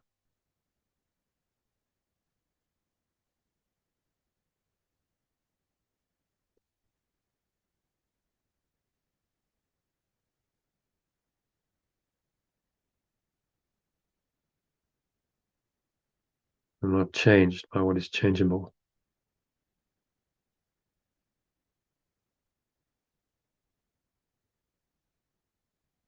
I'm not slave to any laws of time.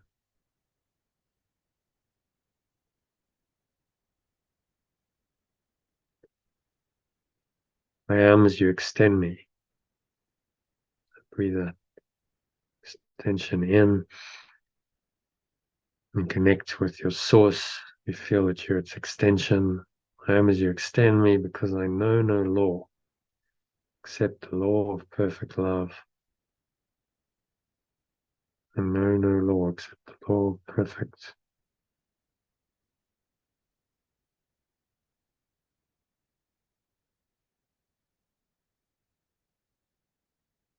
Know no law except the law of perfect love.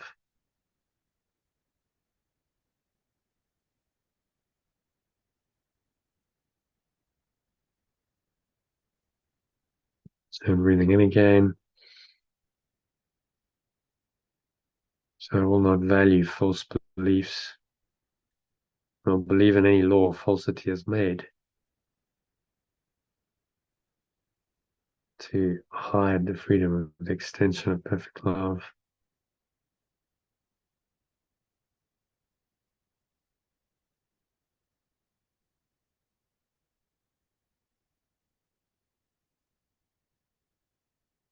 I'm not bound except by my beliefs.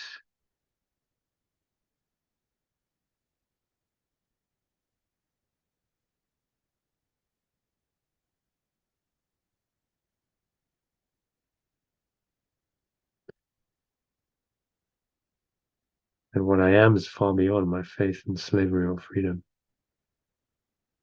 Feel that in your essence. Breathe it in.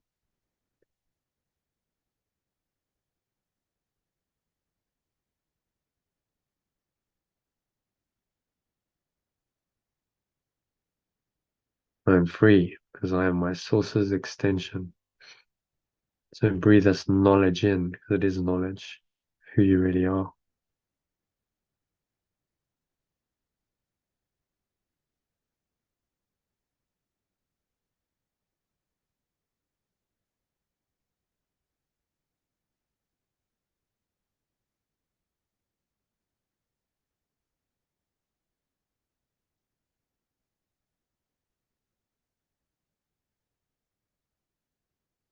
I cannot be bound unless perfect love's truth can lie.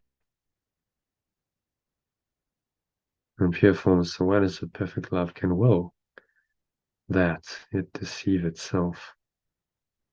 How is that possible? Ask yourself. How can I really bind myself?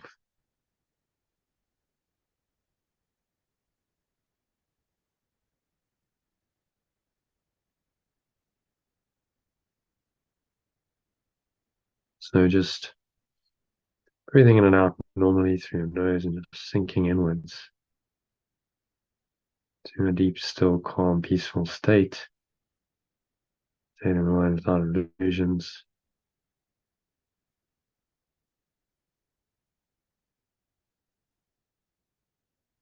State in which only the truth is true.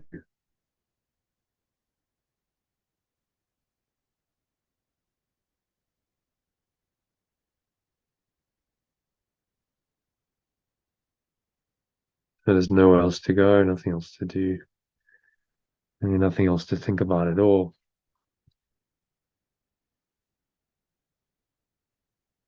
Just accept there are no laws. Accept perfect loves. You're not bound by any of them, even though they might seem to be operating in your life and in this world. Affirm to yourself, I will not bind myself, capital Self, with laws I made.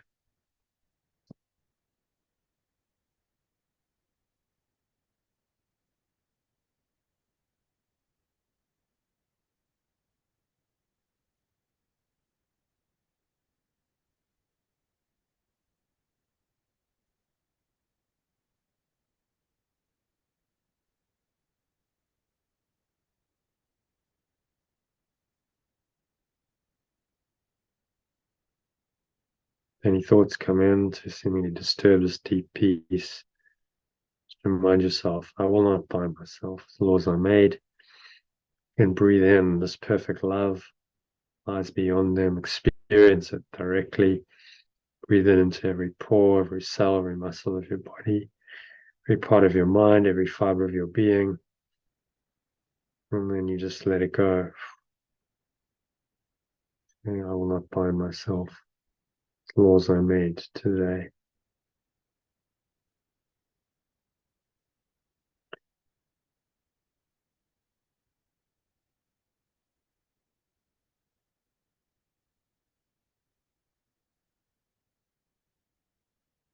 So just sink inwards with each breath, observing the breath flowing into the nostrils and out of the nostrils. Riding the breath into a deeper part of your mind.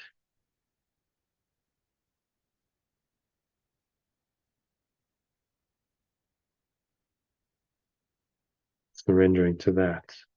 This is your true self.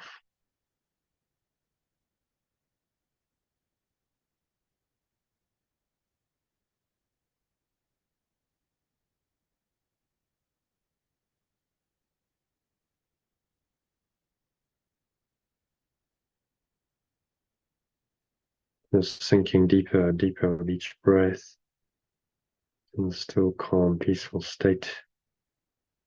A new state beyond all illusions, state without questions, not asking questions about Christ and God and how it all fits together. You just experience the peace that surpasses all understanding, is what it's called in the Bible, the peace of God.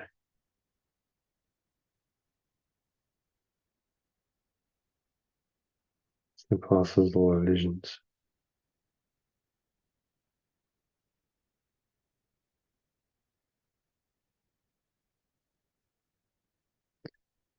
Any thoughts come in to seemingly disturb this deep peace, just observe them casually. Imagine they're like clouds just drifting by in your awareness.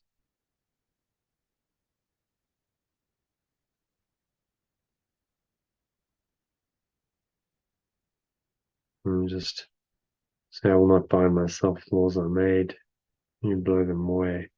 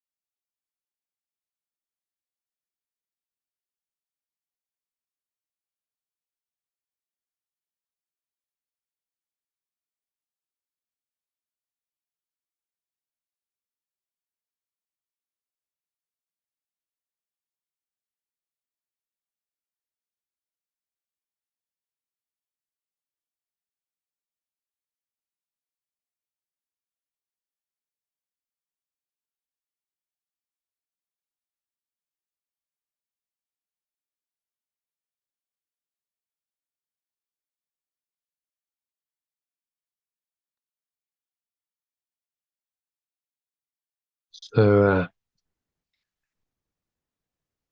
certainly coming back from this deep connected state into awareness of your body and the breath, senses in the world. And on the count of 3, you're going to open your eyes. So 1, just breathing in, noticing how the stomach rises and the chest rises. Subtle flow of air in through the nostrils. Pause at the top of the inhale.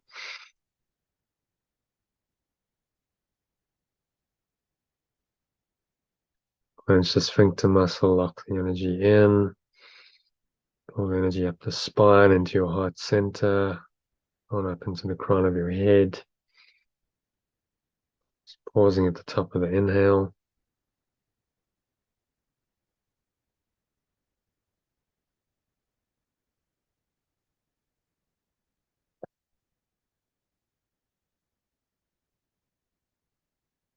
Maximal inhale breath. Scan your mind at the top of the inhale for any limiting thoughts, emotions, beliefs, particularly beliefs and laws that you made up. Not bind myself, laws I made. Say that to yourself. I will not bind myself. Do not bind myself. Laws I made any longer. So can let them go. Whatever it happens to be, it's all an illusion, a made up belief. So you exhale.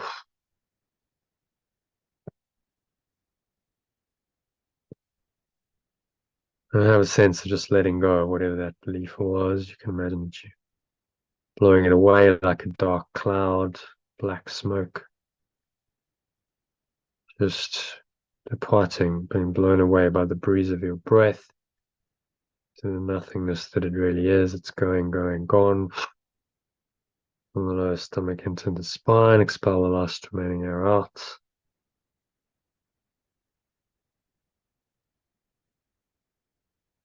And you rest.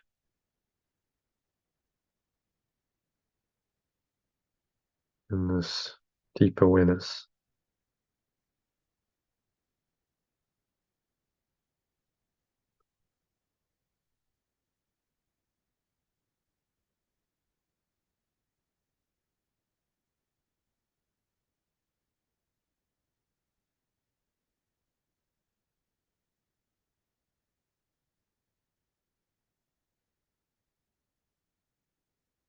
Awareness that only the truth is true.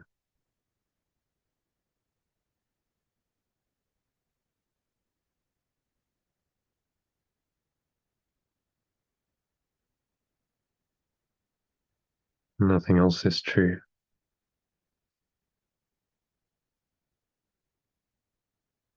And you exhale, just sinking into that awareness, noticing how the air flows out, the chest and the stomach suck back in.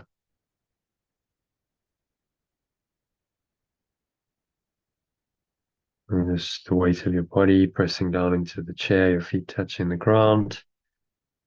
Just noticing what you're feeling. Your hands touching, perhaps. There's a subtle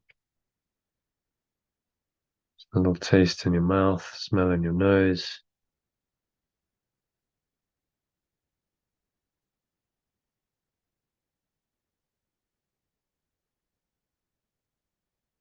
Just noticing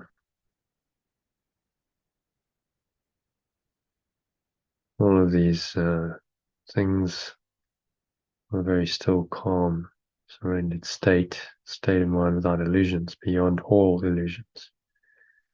Just perceive that the illusions, the dream, from beyond the dream. That is Christ's vision. Just don't be moved, don't be swayed by any of it.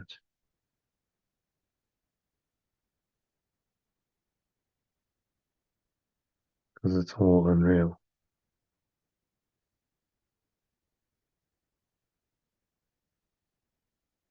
So just anchor this really calm, connected, fully aware and serene state in. Set the intention to stay here for the rest of the session in the evening. So it is said, so it is done. On the count of 3, you're going to open your eyes. Just take a minute to look around, observing the various objects in the room randomly. Don't avoid anything or select anything. Just let your eyes rest on whatever they happen to rest on. Notice that the peace you have to connect with very deeply over the last 22 minutes still there, very much still there. Close your eyes briefly. Maybe you notice the peace more when your eyes are closed, but notice when your eyes open that it's still there. Still there when you look at another object, so look at any other object randomly selected. Notice the same peace. Notice it's there whether your eyes are open or closed. And so just notice that peace and be in the peace. Anchor that peace in.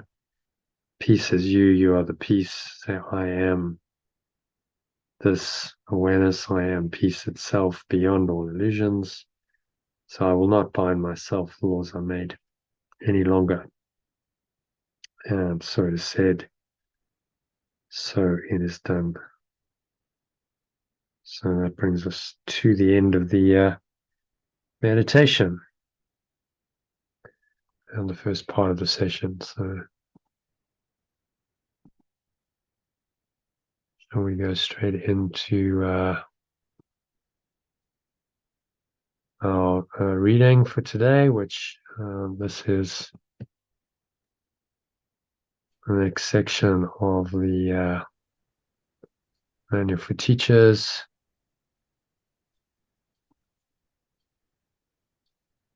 Which is section 3. It answers the question, what are the levels of teaching?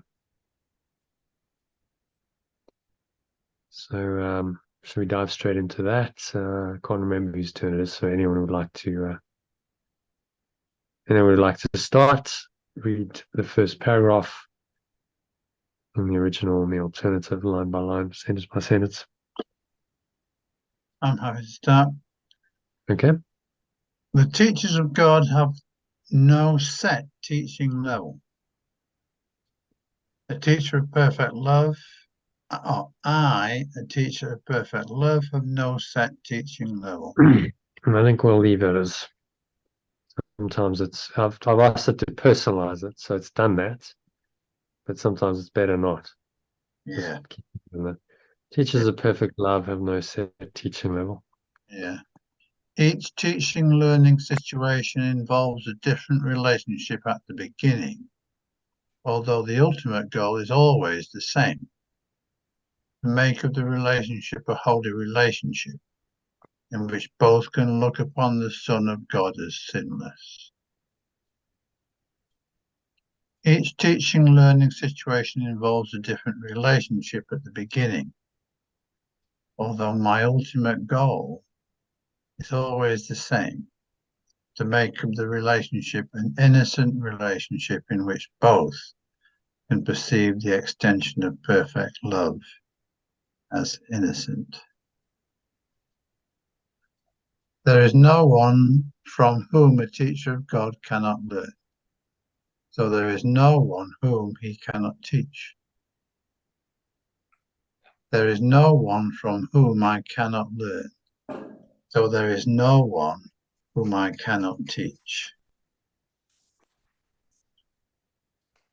However, from a practical point of view, he cannot meet everyone, nor can everyone find him. However, from a practical point of view, I cannot meet everyone, nor can everyone find me. Therefore, the plan includes very specific contacts to be made for each teacher of God. Therefore, the plan includes very specific contacts to be made for or by me, Yeah, very specific context to be made. Yeah. Each teaching God to be made for me and every other teacher of perfect love. So, there's no accident that you hear and then we've met. That's what he's saying. Obviously it was destined. Why do these things occur? Because that's what's Spirit's world. It's what's useful for the awakening. So then you meet each other and you engage in a holy relationship to awaken to the truth. And obviously you can't do that with everyone. So, they are limited, these kinds of specific contacts.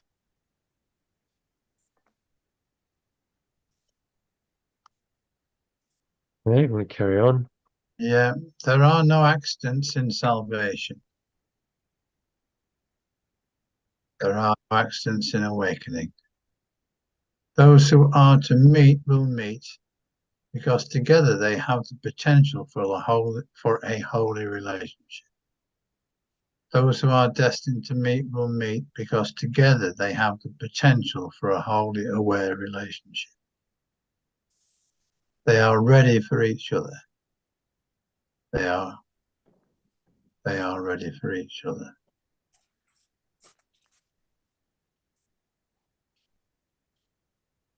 Okay. So what's he saying in that one? Summary. He's saying that, I think he's saying that all teaching situations will begin differently in many different guises and shapes and forms. But they all have one goal, which is to progress towards spirit, innocence. And there's nothing to worry about, because in terms of how we're going to, we can't be teachers to everyone and everyone can't find us. Therefore, there are specific people who we are destined to meet, and we will meet them. Yeah. That's saying when the student is ready, the teacher appears. That's an example of this. And if you're meant to meet, say, your special relationship, because that's actually what you need for your awakening, then you do meet them. And it doesn't always start off as a holy relationship, but it has the potential to be one. That's what he's emphasizing. So they're ready for each other and to learn from each other. That's the whole point, to learn through the relationships.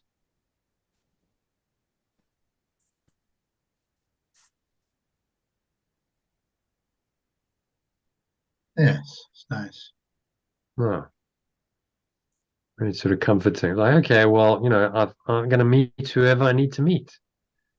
I can't meet everyone. That's impossible. So, there's no desperation. It's like, yeah, I'll meet whoever I meet, and they will come when they're ready to come.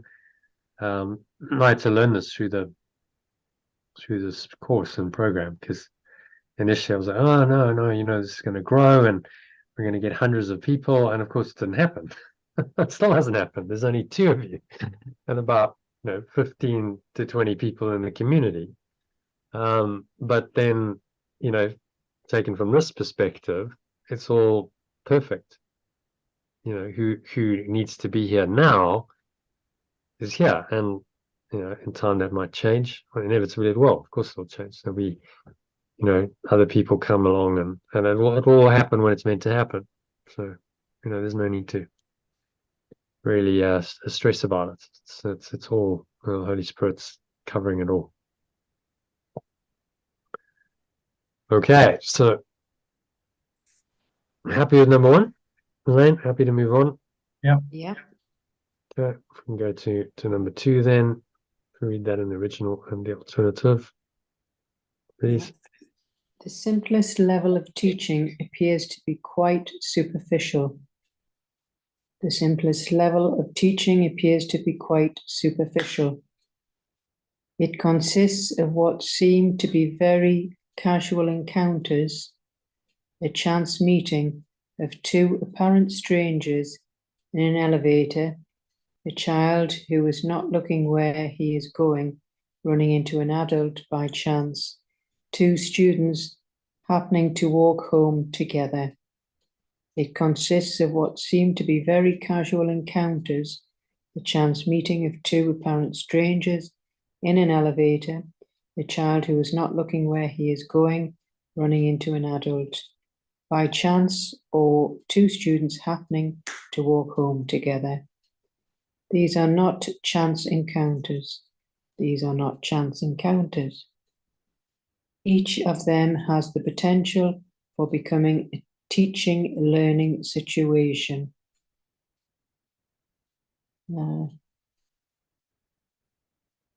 Each of them has the potential of becoming a teaching learning situation.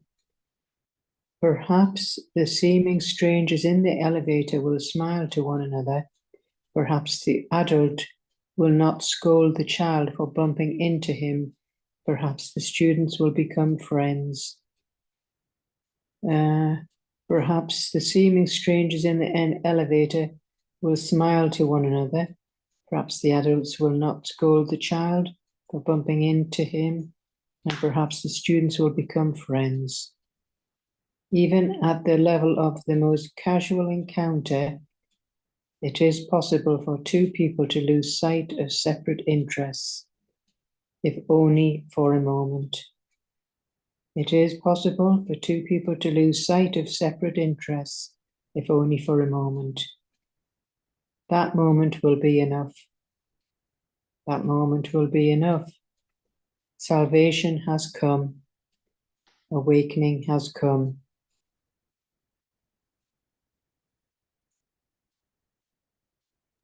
So what's he saying in this one? Well, the teaching can appear quite superficial. It can come in these chance meetings of strangers, you know, a child bumping into an adult, two students happen to walk together.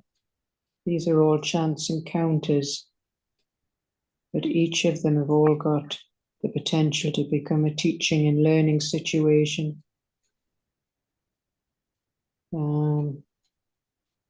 Even at the most casual encounter,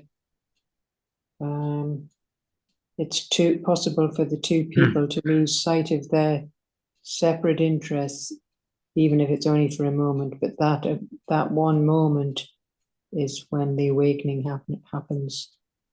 That's all that's needed, is just that one moment, and that's the awakening. Yeah, a holy instant, he calls it. The holy instant. So even a very casual encounter can be profound. There's that book idea brings something to mind that actually happened. Apparently, there was a student at school who was very depressed and had decided that this was it. He was going to kill himself. But he said what stopped him was that I think he dropped some books and someone helped him, and that kind of restored his faith in humanity enough to stop him from killing himself, and then they became friends. So one encounter like that can really change someone's life. You just don't know. Your act of kindness could be turning point in someone's life. Lifesaver.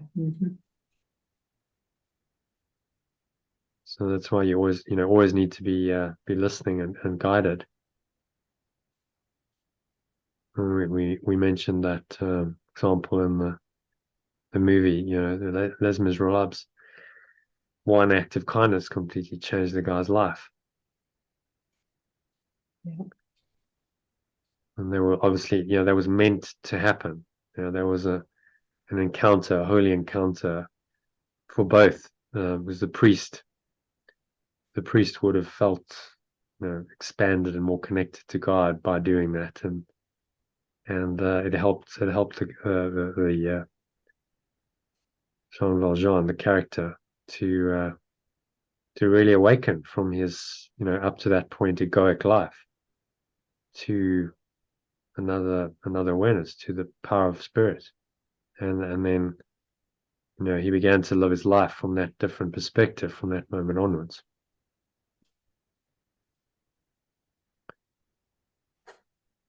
So it can happen even in these chance encounters. And even, if it's not changing someone's life, it's just, it makes life much more pleasant. Life is a happy, pleasant dream then. You're meeting people, you're friendly, you connect with them. So your own experience of life is a much happier one if you're open to these so-called chance encounters, which happen all the time. You think about, you're going out and you might see someone at the post office, and you might go to the supermarket, and you might in your case, Elaine, with these these people who've serviced the car, it's not a chance encounter, right? Both people involved, all have an opportunity for forgiveness and awakening through it, and it's obviously a big lesson for everyone. Yeah. Well, I'm just keep saying to myself, I'm under no laws but God's. I just keep saying that as soon as I get an anxiety thought, that's it. That comes jumping in. Yeah. Yeah. That's all you can do. And then you're learning the lesson from it. Yeah. That's good. Okay. So that's the first level of teaching, just a casual encounter, which if you're out and about in the world, those happen every day. So you get sometimes multiple opportunities for these kinds of holy encounters every day. And your day is then populated with these holy encounters and miracles. And so you're starting to live in the domain of the miraculous in the real world. And kind of, blessing and being truly helpful and blessing everyone whom you encounter. Okay. So happy to move to number 3 then.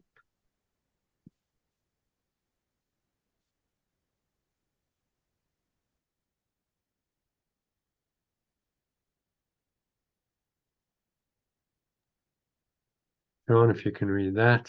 Yeah, it is difficult to understand that levels of teaching the universal course is a concept as meaningless in reality as in time. It is difficult to understand that levels of teaching the universal course is a concept as meaningless in reality as in time. The illusion of one permits the illusion of the other. The illusion of one permits the illusion of the other. In time, the teacher of God seems to begin to change his mind about the world with a single decision, and then learns more and more about the new direction as he teaches it. In time, a teacher of perfect love seems to begin to change their mind about the world with a single decision, and then learn more and more about the new direction as they teach it.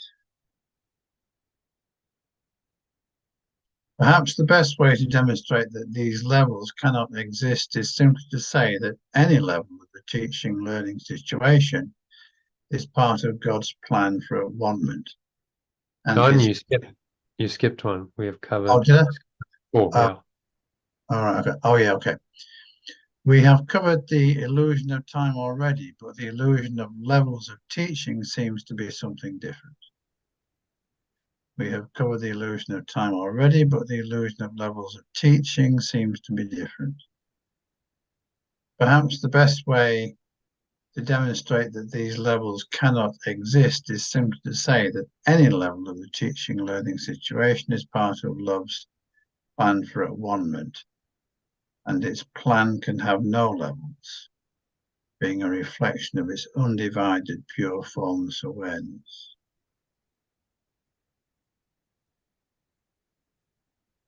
Salvation is always ready and always there.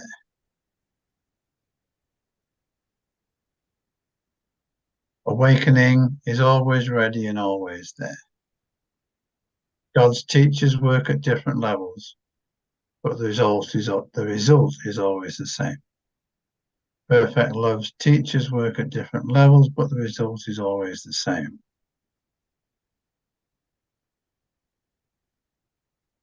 Wow. So what's he saying in this one?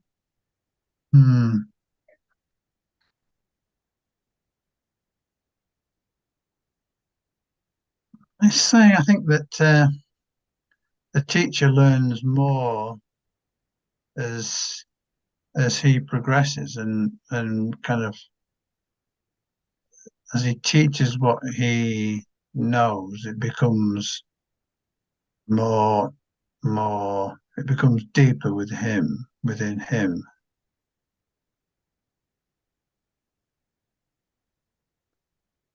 Yeah, I mean, what's a good example really is Helen Schuckman and Bill Thetford.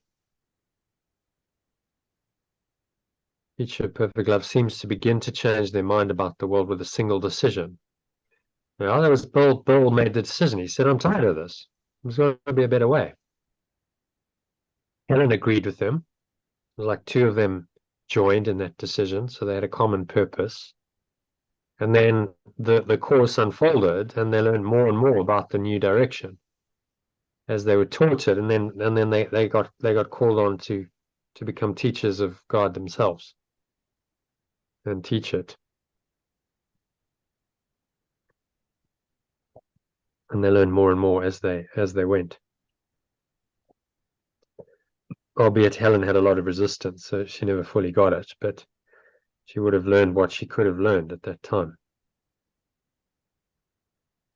Bill, I think he was the first proper student of the course who actually used it to awaken. He was apparently by the end of his life was just, so detached and aware and peaceful. Sort of transcended the illusion of his personality.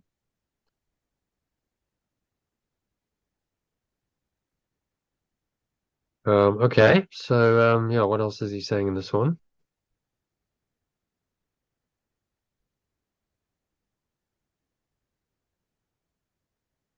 It's kind of saying that the teaching process is all an integral part of God's plan.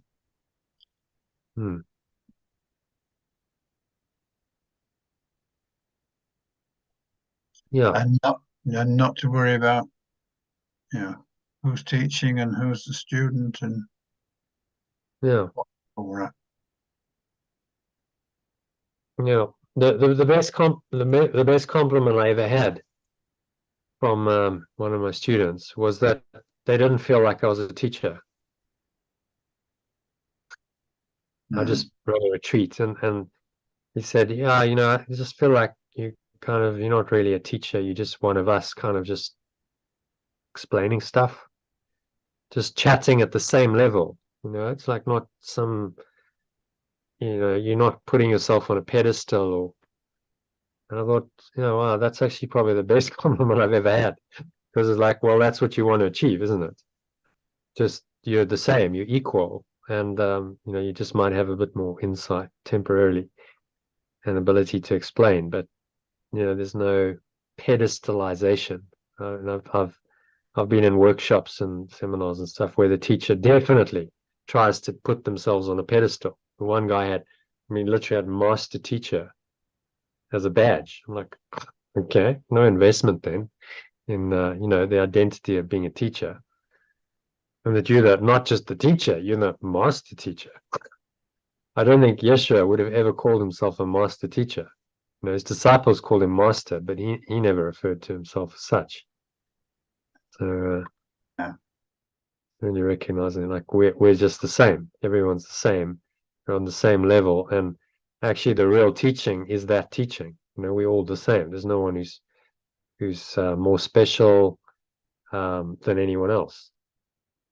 Teacher just teaches that we're, the true teacher of God teaches that we're all the same, we're all one, we're all on the same level, and seeks to join. That the true teaching is, well, let's join as one. Not, I'm somehow above you and superior. It's like, actually, we're just the same. I am you and you are me. And it helps the students to awaken to that in themselves, that knowledge in themselves through their teaching. And then he says, perfect love's teachers work at different levels, but the result is always the same. So what do you think he means by that?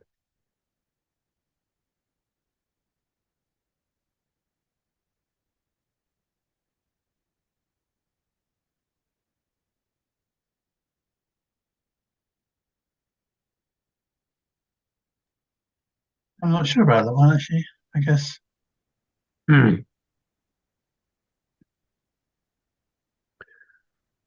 Well, maybe shall I help you out?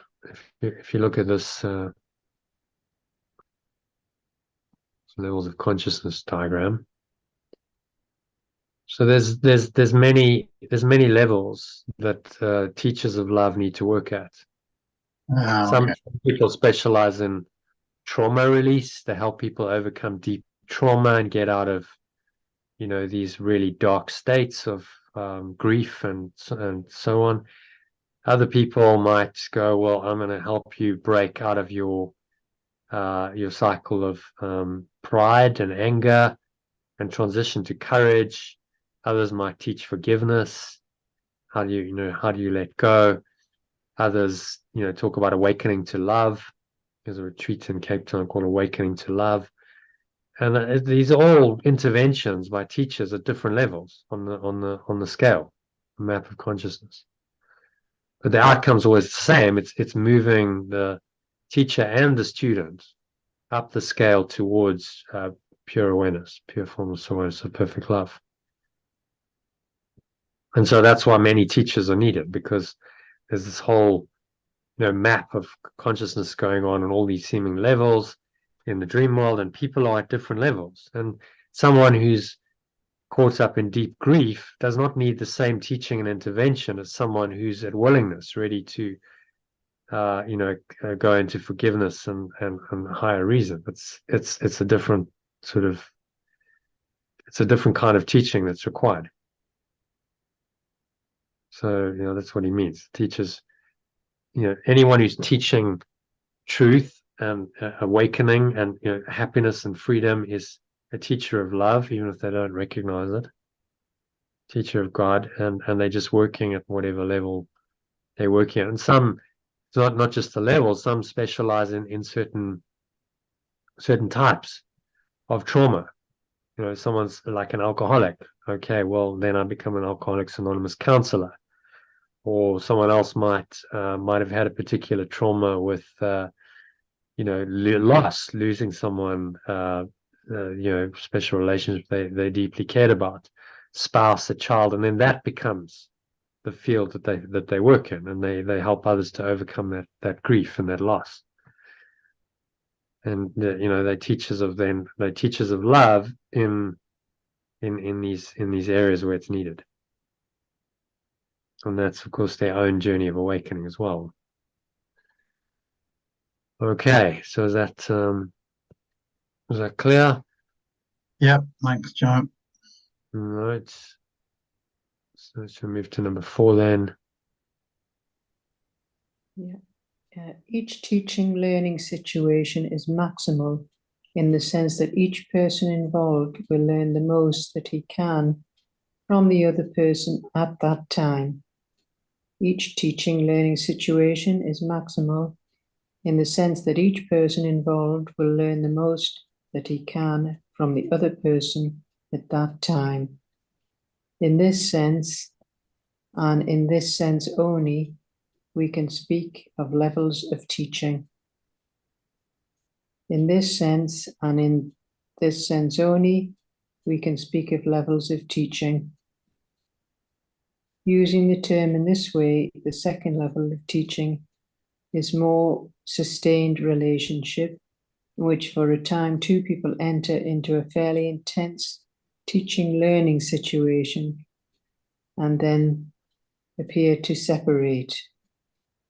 Using the term in this way, the second level of teaching is more sustained relationship in which, for a time, two people enter into a fairly intense teaching learning situation and then appear to separate. As with the first level, these meetings are not accidental, nor is what appears to be at the end of the relationship a real end.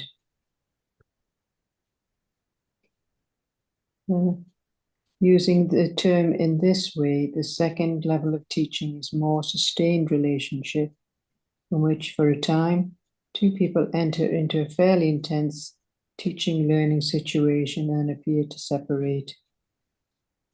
As with the first level, these meetings are not accidental, nor is what appears to be at the end of the relationship a real end.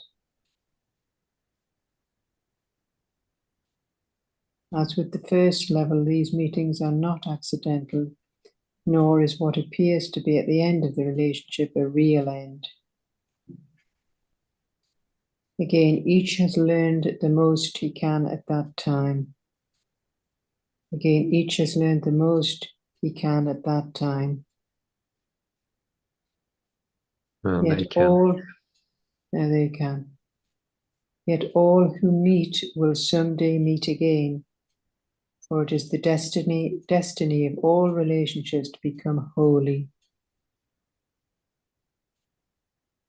Yet all who meet will someday meet again, for it is the destiny of all relationships to become wholly aware. God is not mistaken in his Son. Pure formless awareness of perfect love is not mistaken in its extension. Okay. What's he saying in that one? Well, the teacher learning situation is maximal for each person involved. In this sense, we can speak of levels of teaching. So, for example, two people enter into a fairly intense situation and then they appear to separate. But this is not accidental, and nor is it the end of the relationship. Sorry, not the end of the relationship. Just that we've learned something at that point in time, but we will meet again. That will be when we meet in the pure formless awareness, I assume, not in the separate self. Yeah, we don't explain that, but someday we'll meet again. Destiny of all relationships to become wholly innocent. So yeah, maybe that's not on this plane. We meet in heaven. Ultimately, I mean, you might meet again, and you could interpret that as saying, well, you meet again in this life, or you meet in another lifetime. Maybe maybe he does mean some of that, but I think he's pointing to the ultimate meeting in heaven. I think that's probably the correct interpretation, or the most correct interpretation. Certainly what he means, and he might also be referring to Sunday meeting again in this world, in another lifetime, possibly. But the correct, most helpful interpretation is saying, well, it's we're going to meet in heaven in pure formless awareness of perfect love, because it's the destiny of all relationships to become holy. We all merge into that one awareness. And concludes by saying pure formless awareness of perfect love is not mistaken in its extension. So this is this kind of second level where the relationship can seem to be quite intense, can go on for a while, maybe several years, maybe a bit longer, and then people tend to go apart. So an example of this would be what's going on currently with your husband and you and the garage owners. Yeah, it won't last forever. Gosh, I hope not. No, well, there's something to learn for everyone, Yeah, and then yeah, of course, of once course. that has been learned, you'll move on. Yes. So it's like, well, how quickly can we learn the lesson? That's the question. So you, as the Yeah. miracle worker, can accelerate that by learning your lesson. You can't learn Yeah, for it's other people. forgiveness. Their learning. Mine's Your forgiveness. lesson is complete radical forgiveness. Complete. Yeah. That means completely letting go. You know, that's the It lesson. Then you've learned the lesson. If you learn that lesson from these people, that is, an enormously powerful life lesson you've learned. It will really, help you awaken to the next level on your journey. You'll then really understand forgiveness and be ready for the next level. So, that's what it's for. Yeah. And you'll find that when you do that, Elaine, then the situation will change. You'll see. Yeah. When you really let go and when you feel a shift happening, and you know like when it's real and you're not faking it. It's like, yeah, I really do feel different about it. Yeah, of course. Yeah. That's when the situation on the level of form will change miraculously. Suddenly it'll be like, oh, they just went away, or oh, actually they're being nice now. Oh, there's a solution in some way. You don't know what that's going to look like. No, I on the level. don't. Yeah, so I've got to not get That's the anxious point. about. Yes. No, you have no idea what it's going to look like on the I level of don't. form, Not at and all. it's actually none of your business. No. Just Don't get make out it the your way business. Your business is to let go completely of of the your own anxiety. negative Yeah. thoughts and emotions that are evoked by the situation. That's your Yes. business. Yeah. Yeah. That's And if you can focus on that and just keep doing that, then what happens on the level of form will be sorted out, resolved by the Holy Spirit. And you don't know how that's going to look, but fortunately, you don't have to know. It'll just happen. Yeah. Your part is to fully let go and trust. yeah. Yeah, Right. that's it. That's all I can do. Yes. True. Yeah.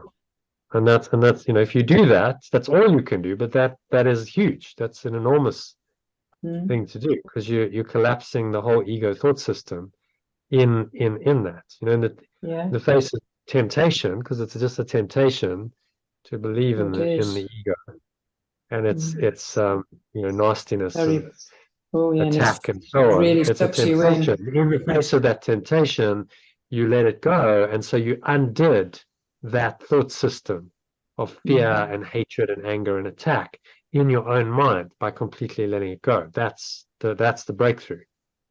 So then you go, well, actually, I understand experientially that this is not real, and that these people, anyone who's in this thought system is just playing the egos. They're just puppets of the ego playing this game. And actually the compassion comes in, because you're like, well, they have no idea what they're doing. Forgive them, Father, for they know not what they do. They have no idea. Yeah, I did say that to myself last night. That sort of helped. Yeah. They have no idea who they are, what the situation is for, and they're trying to somehow find a solution with their ego. And of course, the ego is just juicing the situation for all it's worth, making it worse. Got us all dangling, and they're just puppets. And you, as the the awakening one in the situation, the miracle worker, you can bring in the spirit into it by completely letting go. Yeah, that's Then about it. Yeah, because doing any peacemaking and trying it's impossible. Yeah. And so when all your best efforts fail, and then you call on to completely let go, then you start awakening. Then it's like, well, it's not my will. I get it. Not my will, but thy will be done. I get it. It means I'm not responsible for this. I'm not going to try and fix it according to my own ideas. Yeah. I'm just going to completely let go and trust And then if an idea comes, it's not from you, see, it's coming from the Holy I Spirit. get that. Yeah, I get it. And you will know because of the You'll feel quality, peaceful. the state of you'll mind feel, you're in. and rather And you than, get it, and the quality of the idea, you'll know that it's not from you. yeah, I And do. then that's what you act on. Yeah. But you have to first you have to completely let go, which you haven't done yet. So No. that's why the situation Bit by continues. bit, yeah. Hmm. Yeah. Yeah, that's So good. Thank you. when the situation is no longer useful for your learning, then it will stop. Mhm. That's how it works. Yeah. So you get this, and you really let go, then it'll stop. Watch, there'll be a miracle. So Right. it's just around the corner. Mhm. That's good. Yeah. So just trust that. So, well, I just got to do one Okay. thing. Only one thing. You know, you don't have to try and figure this out yourself. No, And, you know, I'm not, yourself because and it's not got me one worn thing, out. and you have to completely let go. Yeah. Yeah, I am under no law but God's. That's exactly what I Yeah. keep saying to myself Yeah. at this moment. Yeah. So keep doing that and keep letting go and trusting that if you keep doing that, you're doing the best you possibly can to resolve the situation in a constructive way. Yeah. And it is. There's no other technique that will do what the Holy Spirit can do for you. So Yeah, because it's working with the domain of the miraculous. You know, so anything your ego tries is not miraculous. It's you trying to, fix a situation that's unfixable. It is. And then you just get frustrated, and then it says, well, see, I told you, Elaine, this spiritual stuff doesn't work. I'm in charge. Then you get frustrated and a bit depressed and anxious. Yeah. anxious and so on. And then it, what it's trying to do is get you to question these teachings and say, well, just give up on this course because it doesn't really work. I know. There's no miracles. Well, what about that? It's just it can't be solved. Yeah. But it can be. You just got to go to another level. No, I get that. Yeah, I get that. Yeah, That's good. Yeah, a miracle is around the corner. You'll see. Just do your part. Definitely. Well, okay. Happy to move on to number 5. Yep. John? Yep. The third level of teaching occurs in relationships which, once they are formed, are lifelong. The third level of teaching occurs in relationships which, once they are formed, are lifelong. These are teaching learning situations in which each person is given a chosen learning partner who presents him with unlimited opportunities for learning. These are teaching learning situations in which each person is given a chosen learning companion who presents him or her with unlimited opportunities for learning. These relationships are generally few, but their existence implies that those involved have reached a stage simultaneously in which the teaching-learning balance is actually perfect. These relationships are generally few because their existence implies that those involved have reached a stage simultaneously in which the teaching-learning balance is actually perfect. This does not mean that they necessarily recognize this. In fact, they generally do not. This does not mean that they necessarily recognize this. In fact, they generally do not. They may even be quite hostile to each other for some time, and perhaps for life. They may even be quite hostile to each other for some time, and perhaps for life. Yet, should they decide to learn it, the perfect lesson is before them and can be learned.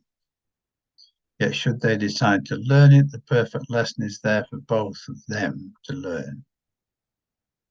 And if they decide to learn that lesson, they become the saviors of the teachers who falter and may even seem to fail. And if they decide to learn that lesson, they become the awakeners of the teachers who falter and may even seem to fail. No teacher of God can fail to find the help he needs. No teacher of perfect love can fail to find the remembrance of perfect love he or she needs.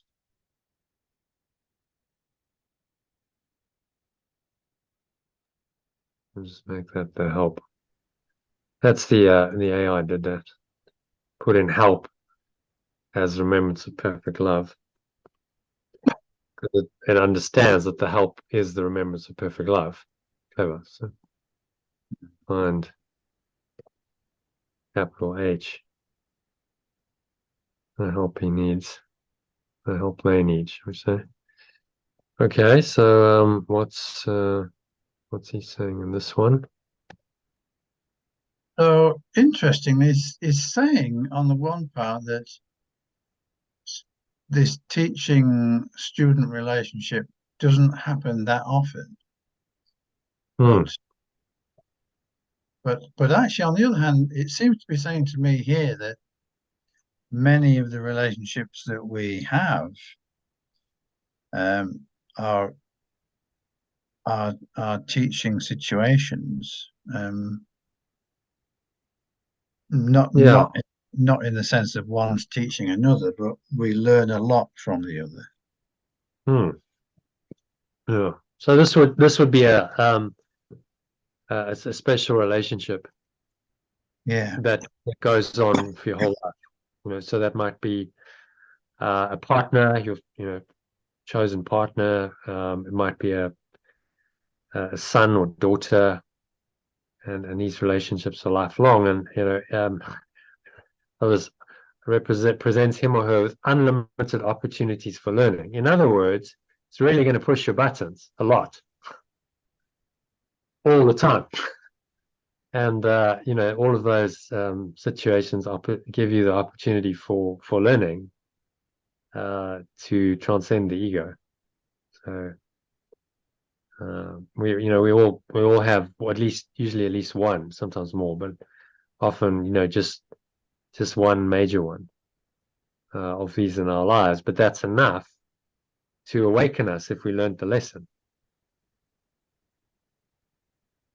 Hard as it is to learn, from personal experience. Mine is Deborah. It's just like, oh my goodness, this is exactly. It's so descriptive of our relationship, perfect to a T. You don't always necessarily recognize it, because in the heat of the moment, and there's arguments over this or that, you forget of the truth. But the truth is that we are one, we're the same, and actually that's how our lesson is to learn that through the relationship. So we all have, you often look to your partner, your special relationship for this. This is what it is, or if it's a particularly close relationship with someone in your life, special relationship, then this is, and if they push your buttons a lot, then this is what he's talking about. It's like, okay, they're giving you unlimited opportunities for learning. So you could awaken by truly forgiving them. You can awaken to who you are. But it's hard because your ego is very invested in maintaining your separate self in the relationship, and it pushes all your buttons for that reason. So it means that you've really got to let go of the ego to learn the lesson. Okay, so any thoughts on that? I think it's a nice one, actually. Yeah. So just to recap, the 3 levels are, remember, John, do you want to summarize them? The 3 levels of teaching. Okay.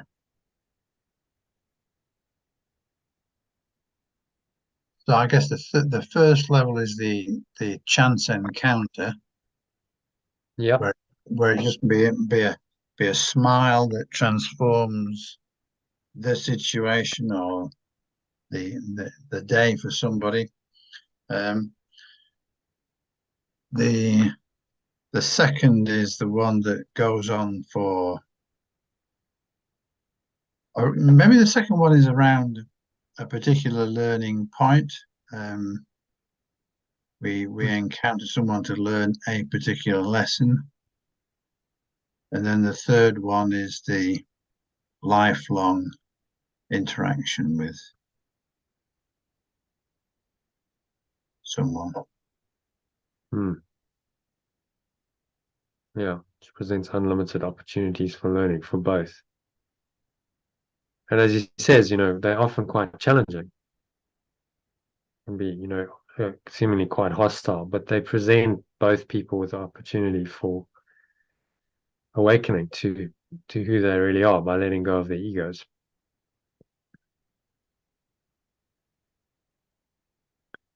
So it's quite useful to understand those different levels, and then when these relationships come around, you understand where you're at. Okay, well, this is a level 2-1, so this is the form of it. This is what it's designed to do. I understand that. Okay, well, let me learn the lesson. Chance encounters, you can operate at this level 1, you can operate just, very easily in the world because you are having a lot of chance encounters. If you're out and about in the world, you're doing this all the time. The second one, you've got usually some relationships that won't necessarily last forever, but they're kind of sustained for a while, and then you recognize that, okay, this is just another level of learning. And then your third one is like, okay, well, this is my major life lesson, so best I learn it. And let go. When it's really pushing your buttons, then the answer is you just got to really let it go again and again. Okay, so that's section. There's a bit of a summary. So if you want to read that, Lane, if you read the first paragraph. As a teacher of perfect love, I recognize there is no set level at which I teach. Every interaction is unique, though the ultimate aim is always to foster a relationship of a shared awareness of innocence. I am open to learning from everyone, and correspondingly, there is no one I cannot teach. While I can't possibly meet or teach everyone, the plan of perfect love ensures that I will encounter those with whom I am meant to have meaningful exchanges. Yeah. Meaningful interactions, perhaps, might be better. So, yeah, what's he saying in that one? What's the chat he's saying in that one? Well, as a teacher of perfect love, there is no set level at which I'm going to teach. Every interaction is unique. And the aim is to foster a relationship with a shared awareness of innocence. And we're open to learning with everyone. But of course, we can't teach everyone. But those who we encounter, we're meant to have a meaningful interactions and learn, despite the level of form they come in.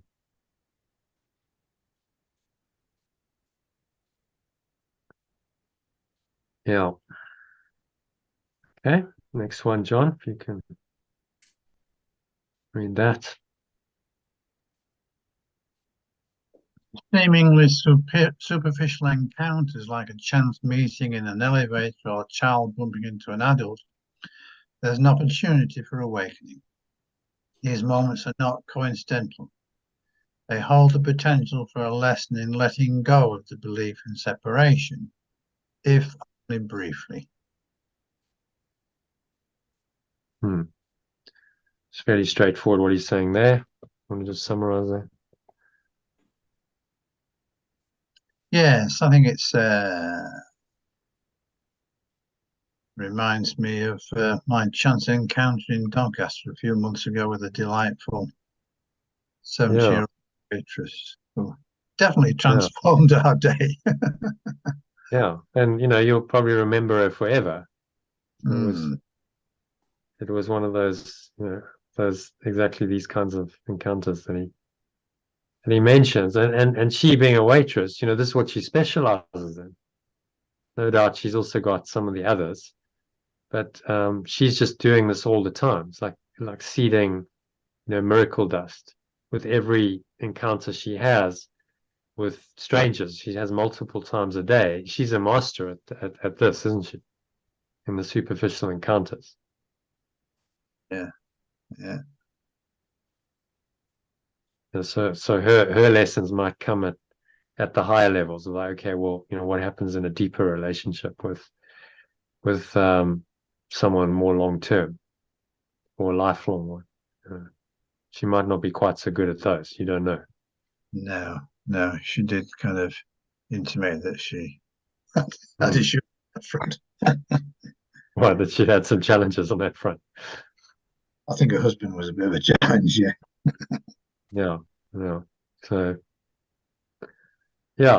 that's how it goes. And it's different levels of awakening. And she's a master on this level, but not necessarily on the other levels, because it gets more challenging as you go up the levels, doesn't it? The chance encounters, okay, well, like I'm not really being challenged necessarily because it's very chance, very brief. It's quite easy, but if I'm engaging in a more sustained relationship, then my stuff's going to come up inevitably, and then I've got to deal with it. In a chance encounter in a restaurant, often it doesn't. People are just not to say you can get lessons. I'm sure she's had customers who get angry, and so you can. But okay, it's just you don't know the thing. What makes it easier to deal with is like, well, I don't know this person at all, so I've got no investment or attachment to them. If they say something, I can go, well, never see them again. I don't know them. What they've said, doesn't mean anything. But if someone who you're close to insults you or says something not nice, then it wounds more deeply because you care about what they say. And that's why it gets more challenging at the higher levels. Okay, next one, Elaine, understanding levels of teaching. Understanding levels of teaching within the universal course is challenging, as these levels, like the concept of time, do not really exist in reality. Any teaching situation reflects the undivided, pure formless awareness of perfect love, which is always present and ready. Ready to be revealed, shall we say, or ready to be experienced. This is the hallmark of the perennial philosophy, which is what the course is part of. It's saying it's already there. Whatever you need to experience, the truth is already there. It's not something you need to go and create or particularly work hard even for. You just need to accept what's already there. It's always already there. Not something you need to go and try and achieve or make happen. And that's what distinguishes this kind of teaching of always already there from, say, a personal growth type philosophy, which says, no, it's not already there. You got to go and get it. And that's like go and seek it, go and make it happen, strive for it, achieve it, make it happen. It's not already there. You've got to, create your life, create your reality. I'll give you, that's because when Life Code started, we had a slogan, create yourself. The whole idea was you're going to create a new self, create a new life. And, initially that seemed like a good kind of slogan. But as I progressed in my understanding, I dropped it. I was like, no, because you can't create yourself. You are, this teaching is saying you're already yourself. You can't create it. You just have to accept what you already are. But you see, it's fundamentally different paradigm. And that's, those are the two main, well, only two kind of so-called self-help philosophies. The one says you already are perfect, just accept it as you are. The other says, no, you somewhat damaged or dysfunctional or whatever, but you can grow, you can learn, you can grow, and you can make it better, and you can achieve, and but there's stuff you got to do that. And it's a subtle, but it's a profound difference, isn't it, to which one you're in? Because in the personal growth idea, it's like, well, when does it ever stop? When do you ever get there? Well, the answer is you never do, because you've set up the game that way. You never arrive at, like, actually, finally, I can just rest in who I really am. You're always going to be striving for, well, what's the next point of growth? No, I've seen that in the way the marketing for teachers and seminars and workshops in that arena do. It's like, okay, so you've got this, but there's the next level, and then there's the next level, and they've got another workshop and another retreat. Well, hang on, I've just been on a 2 or 3 day one. Why didn't you just give me the truth now? Why do I have to go to the next one and the next one?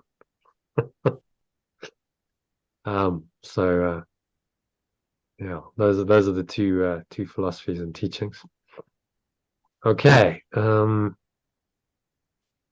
So in the last paragraph, well, second to last, we've got a key message as well. So who's it? Is it John? To read that one? Yeah. Teaching learning situations are maximized when each person learns as much as they can from the other at that time. Relationships can be transient or lifelong, yet they all ultimately guide towards a wholly aware relationship. Lifelong relationships, although rare, offer continuous opportunities for learning. Even if the relationships go through hostility or misunderstandings, they contain perfect lessons for awakening. I am assured that no matter what, as a teacher of perfect love, I will always find the remembrance of perfect love that I need. Always find the help that I need, something like that. I think maybe we should just put in it's kind of skipped the just, it would be useful to say this is the first level of teaching and learning, and then maybe just say the second level,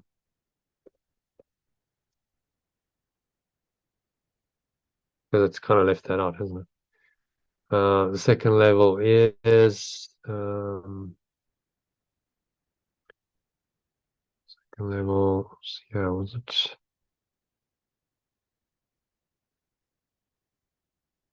Second level was,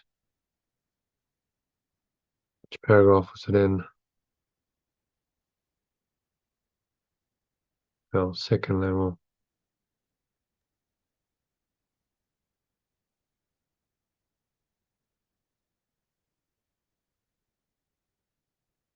We just need to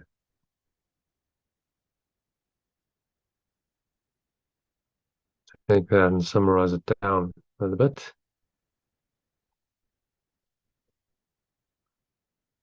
Second level of teaching is a more sustained relationship in which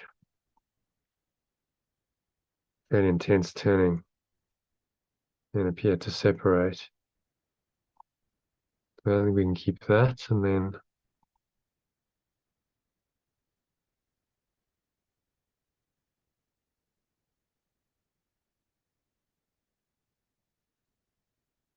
and we say they learn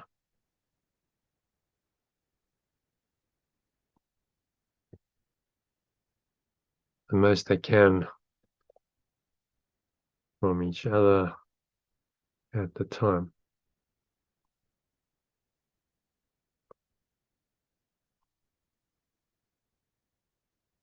And then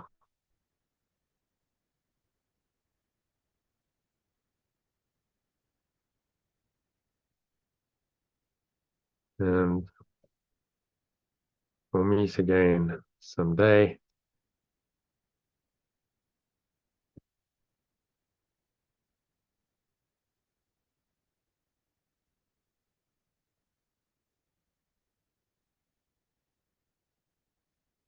Perhaps in this world, or certainly in the state of pure formless awareness, perfect love.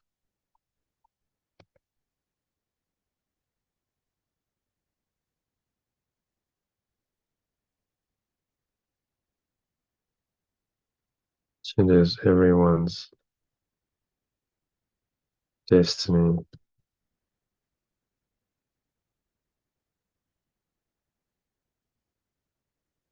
to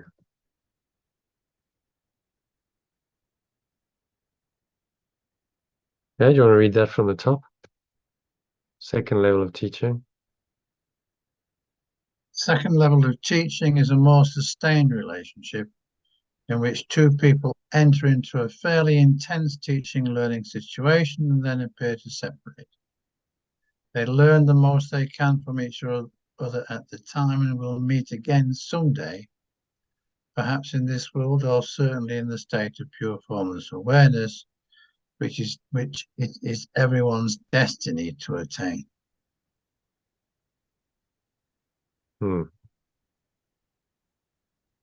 Okay, and then we just need to add in the third level somewhere here.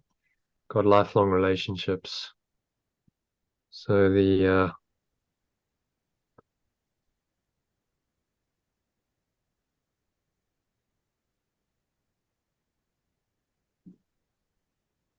third level of teaching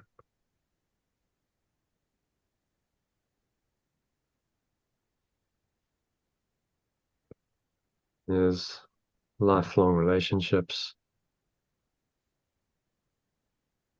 which are rare for continuous opportunities for learning. As the relationships go through hostility or misunderstandings, obtain perfect lessons for awakening. Sure that no matter what, I always have teacher of perfect love. I'll always find the help that I need to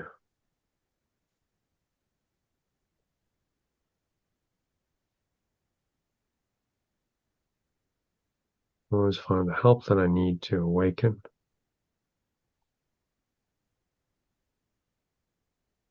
Maybe to take the next step in my journey of awakening. Oh, so Elaine, if you can read that one from the top.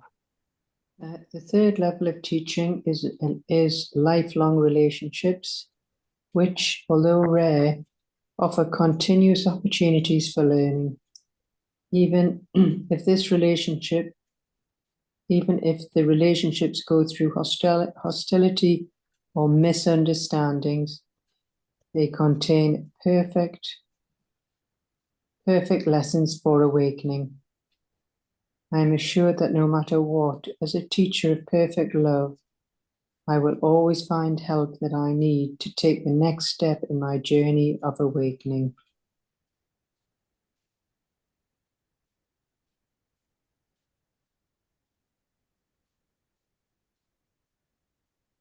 Yeah.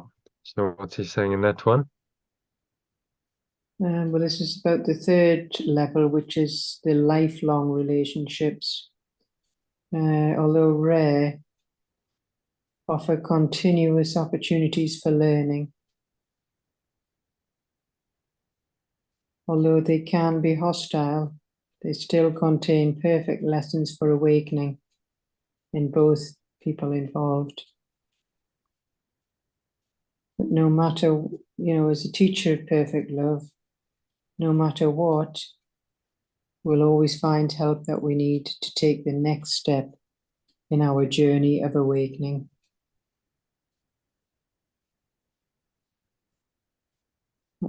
reassuring to hear. Yeah. We're guided, we're always being guided. So even when it's difficult, you're facing a difficult time at the moment.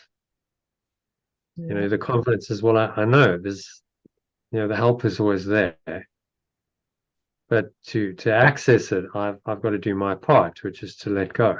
Mm-hmm. Yeah.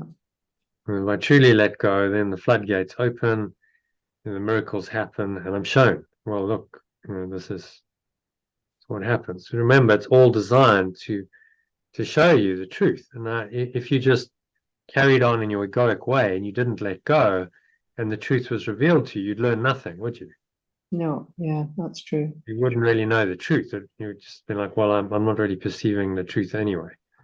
So sometimes it has to be difficult because you've got to work through the ego and break down all the blocks to the awareness of love's presence that you've constructed in your mind.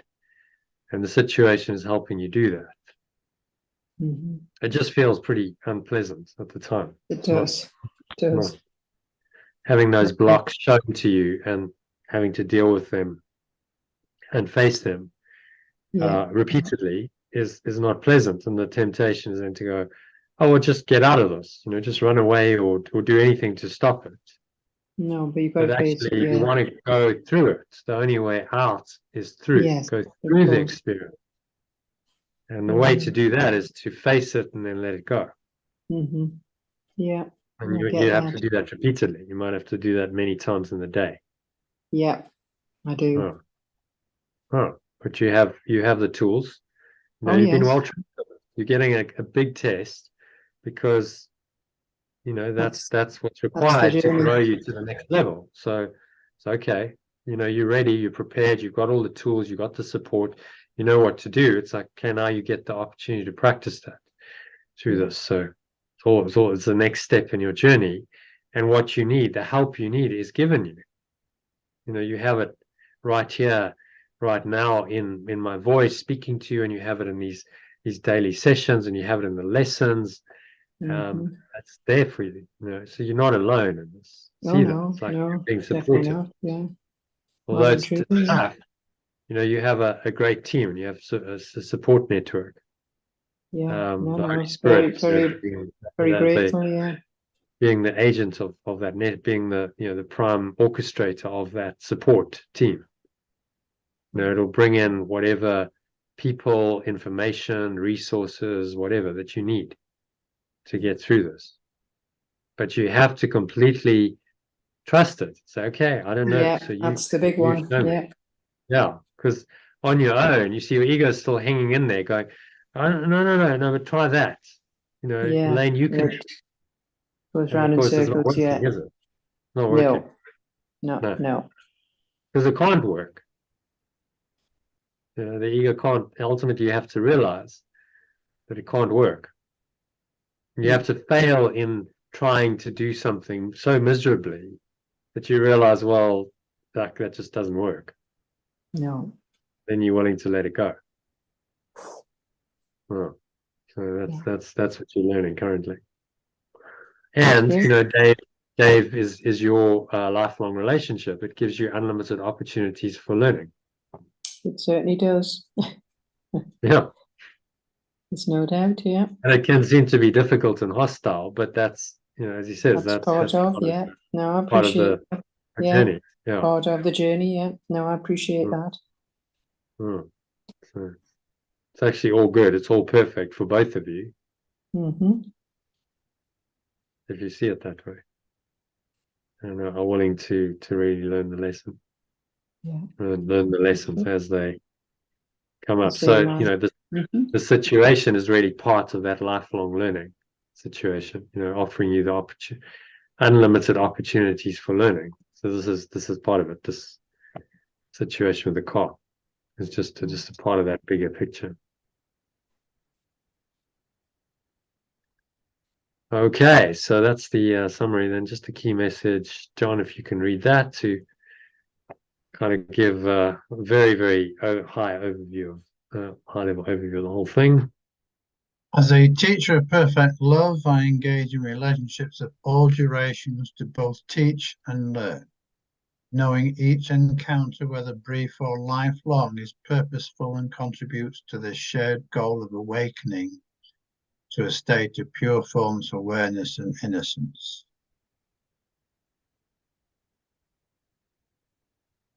Let's change that to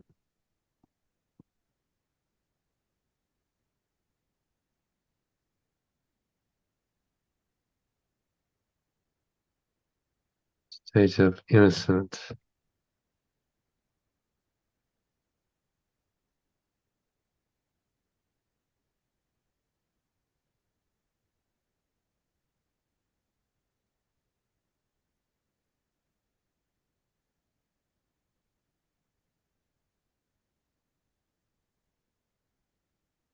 Okay, so what's he saying in that one?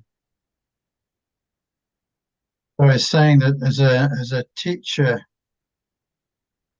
as a teacher of perfect love, we will encounter, or we will be exposed to all sorts of relationships, short, medium, and long term, that will give us the chance to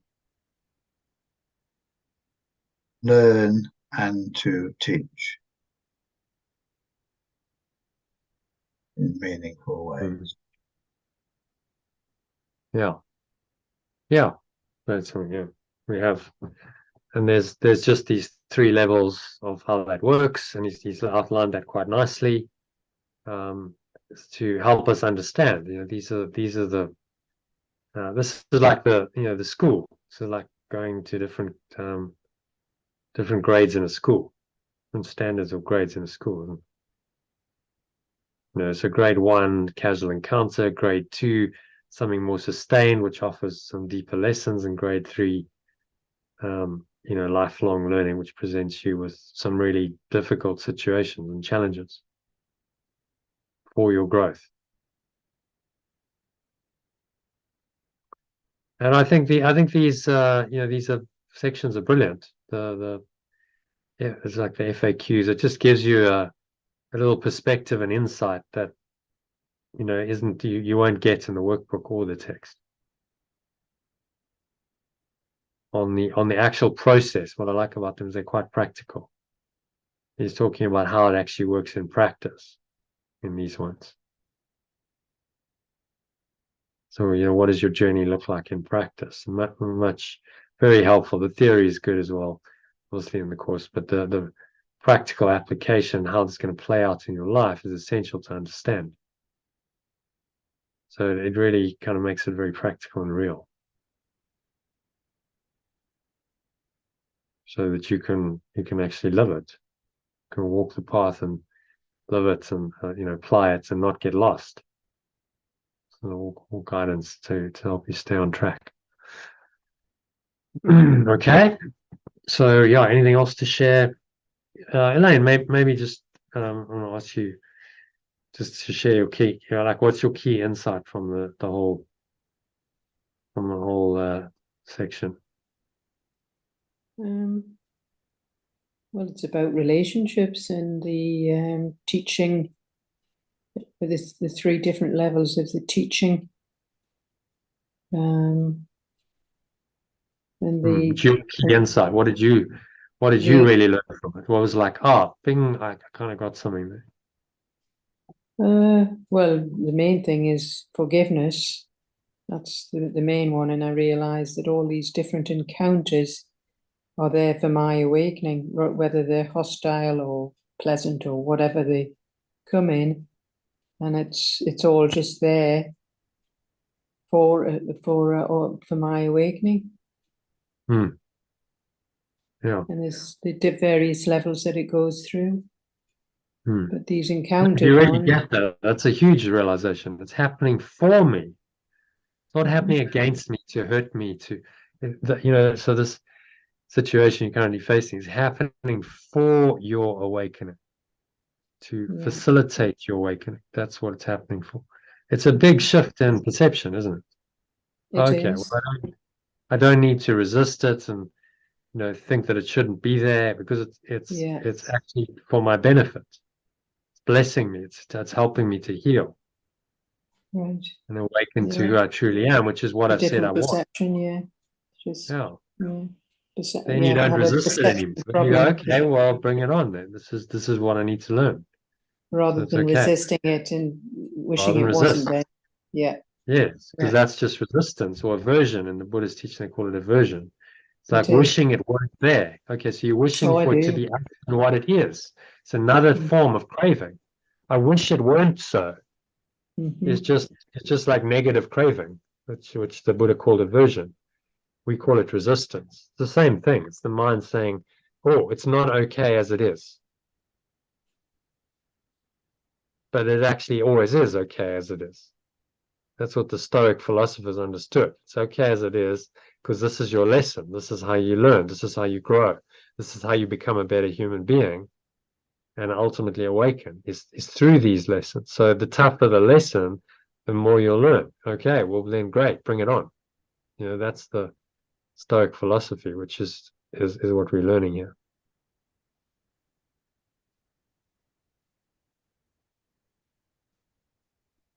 Okay, and then John, yeah, what is your key insight from it? I think my key insight is that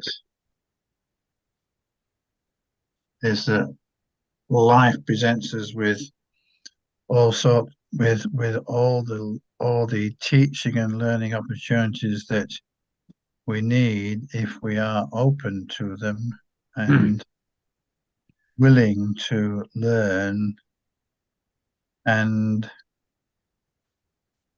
speak openly and teach when we are given the occasion.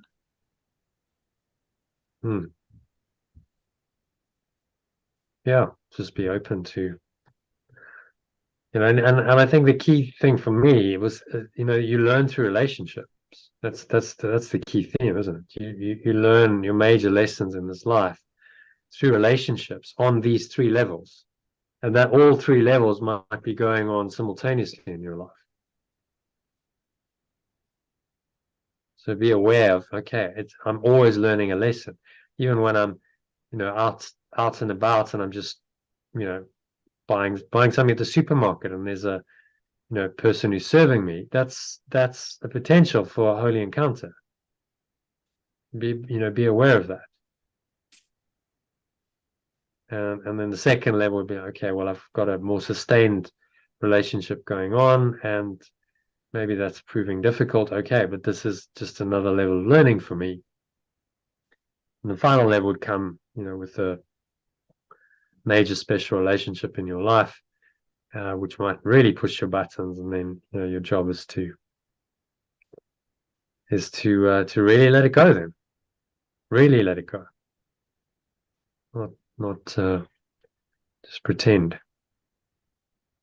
or do it half-heartedly. It's like fully let go.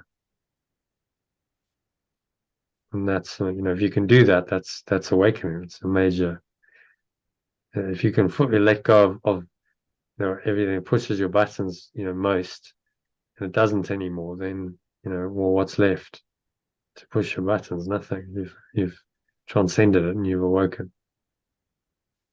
So it offers, those third level relationships offer you the opportunity for full awakening, for enlightenment, if you really take them.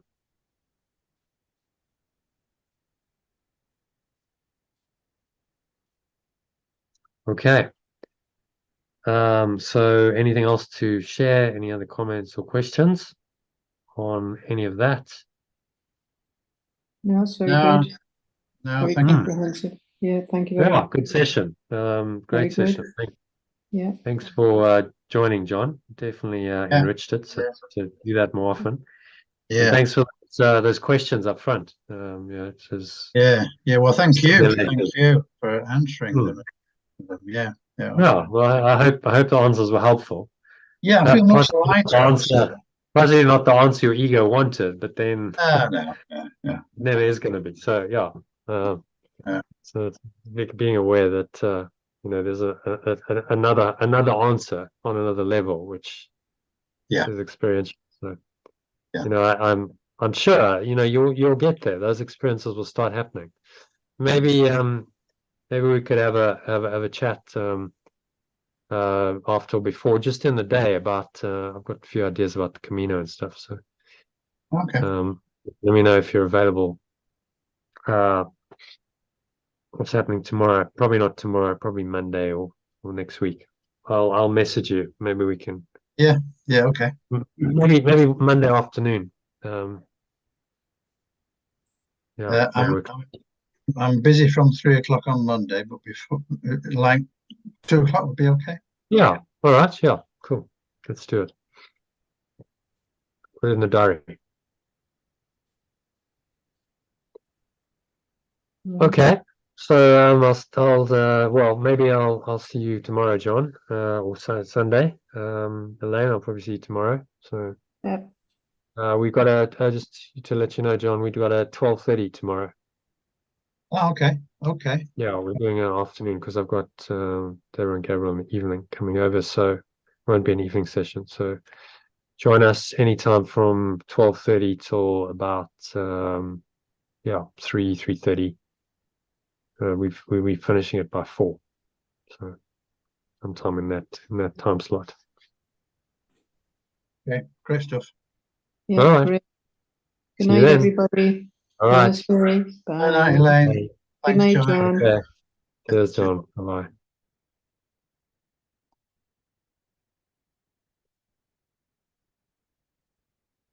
Okay, so that's a wrap for tonight. Thank you to Elaine and John for joining. Great session. Great questions answered. Key insights for me were you learn through relationships, and to just let go completely of trying to intellectually understand and experience the truth. So I hope it helped you to do that. If you like more of this, subscribe to the channel. If you haven't already subscribed, you can also join us for our next masterclass in January. There's a link below. Go to theaolg.com, sign up and register for that, completely free, and join us in the Zoom room. And you can also get some of the material I shared on Telegram message. So there's a link below in the comments box of this video if you're watching some YouTube to sign up to that. So I hope to catch you on the inside soon. Thanks for watching, and namaste. Which means the awakened self in me acknowledges and honors that same awakened self in you. Peace.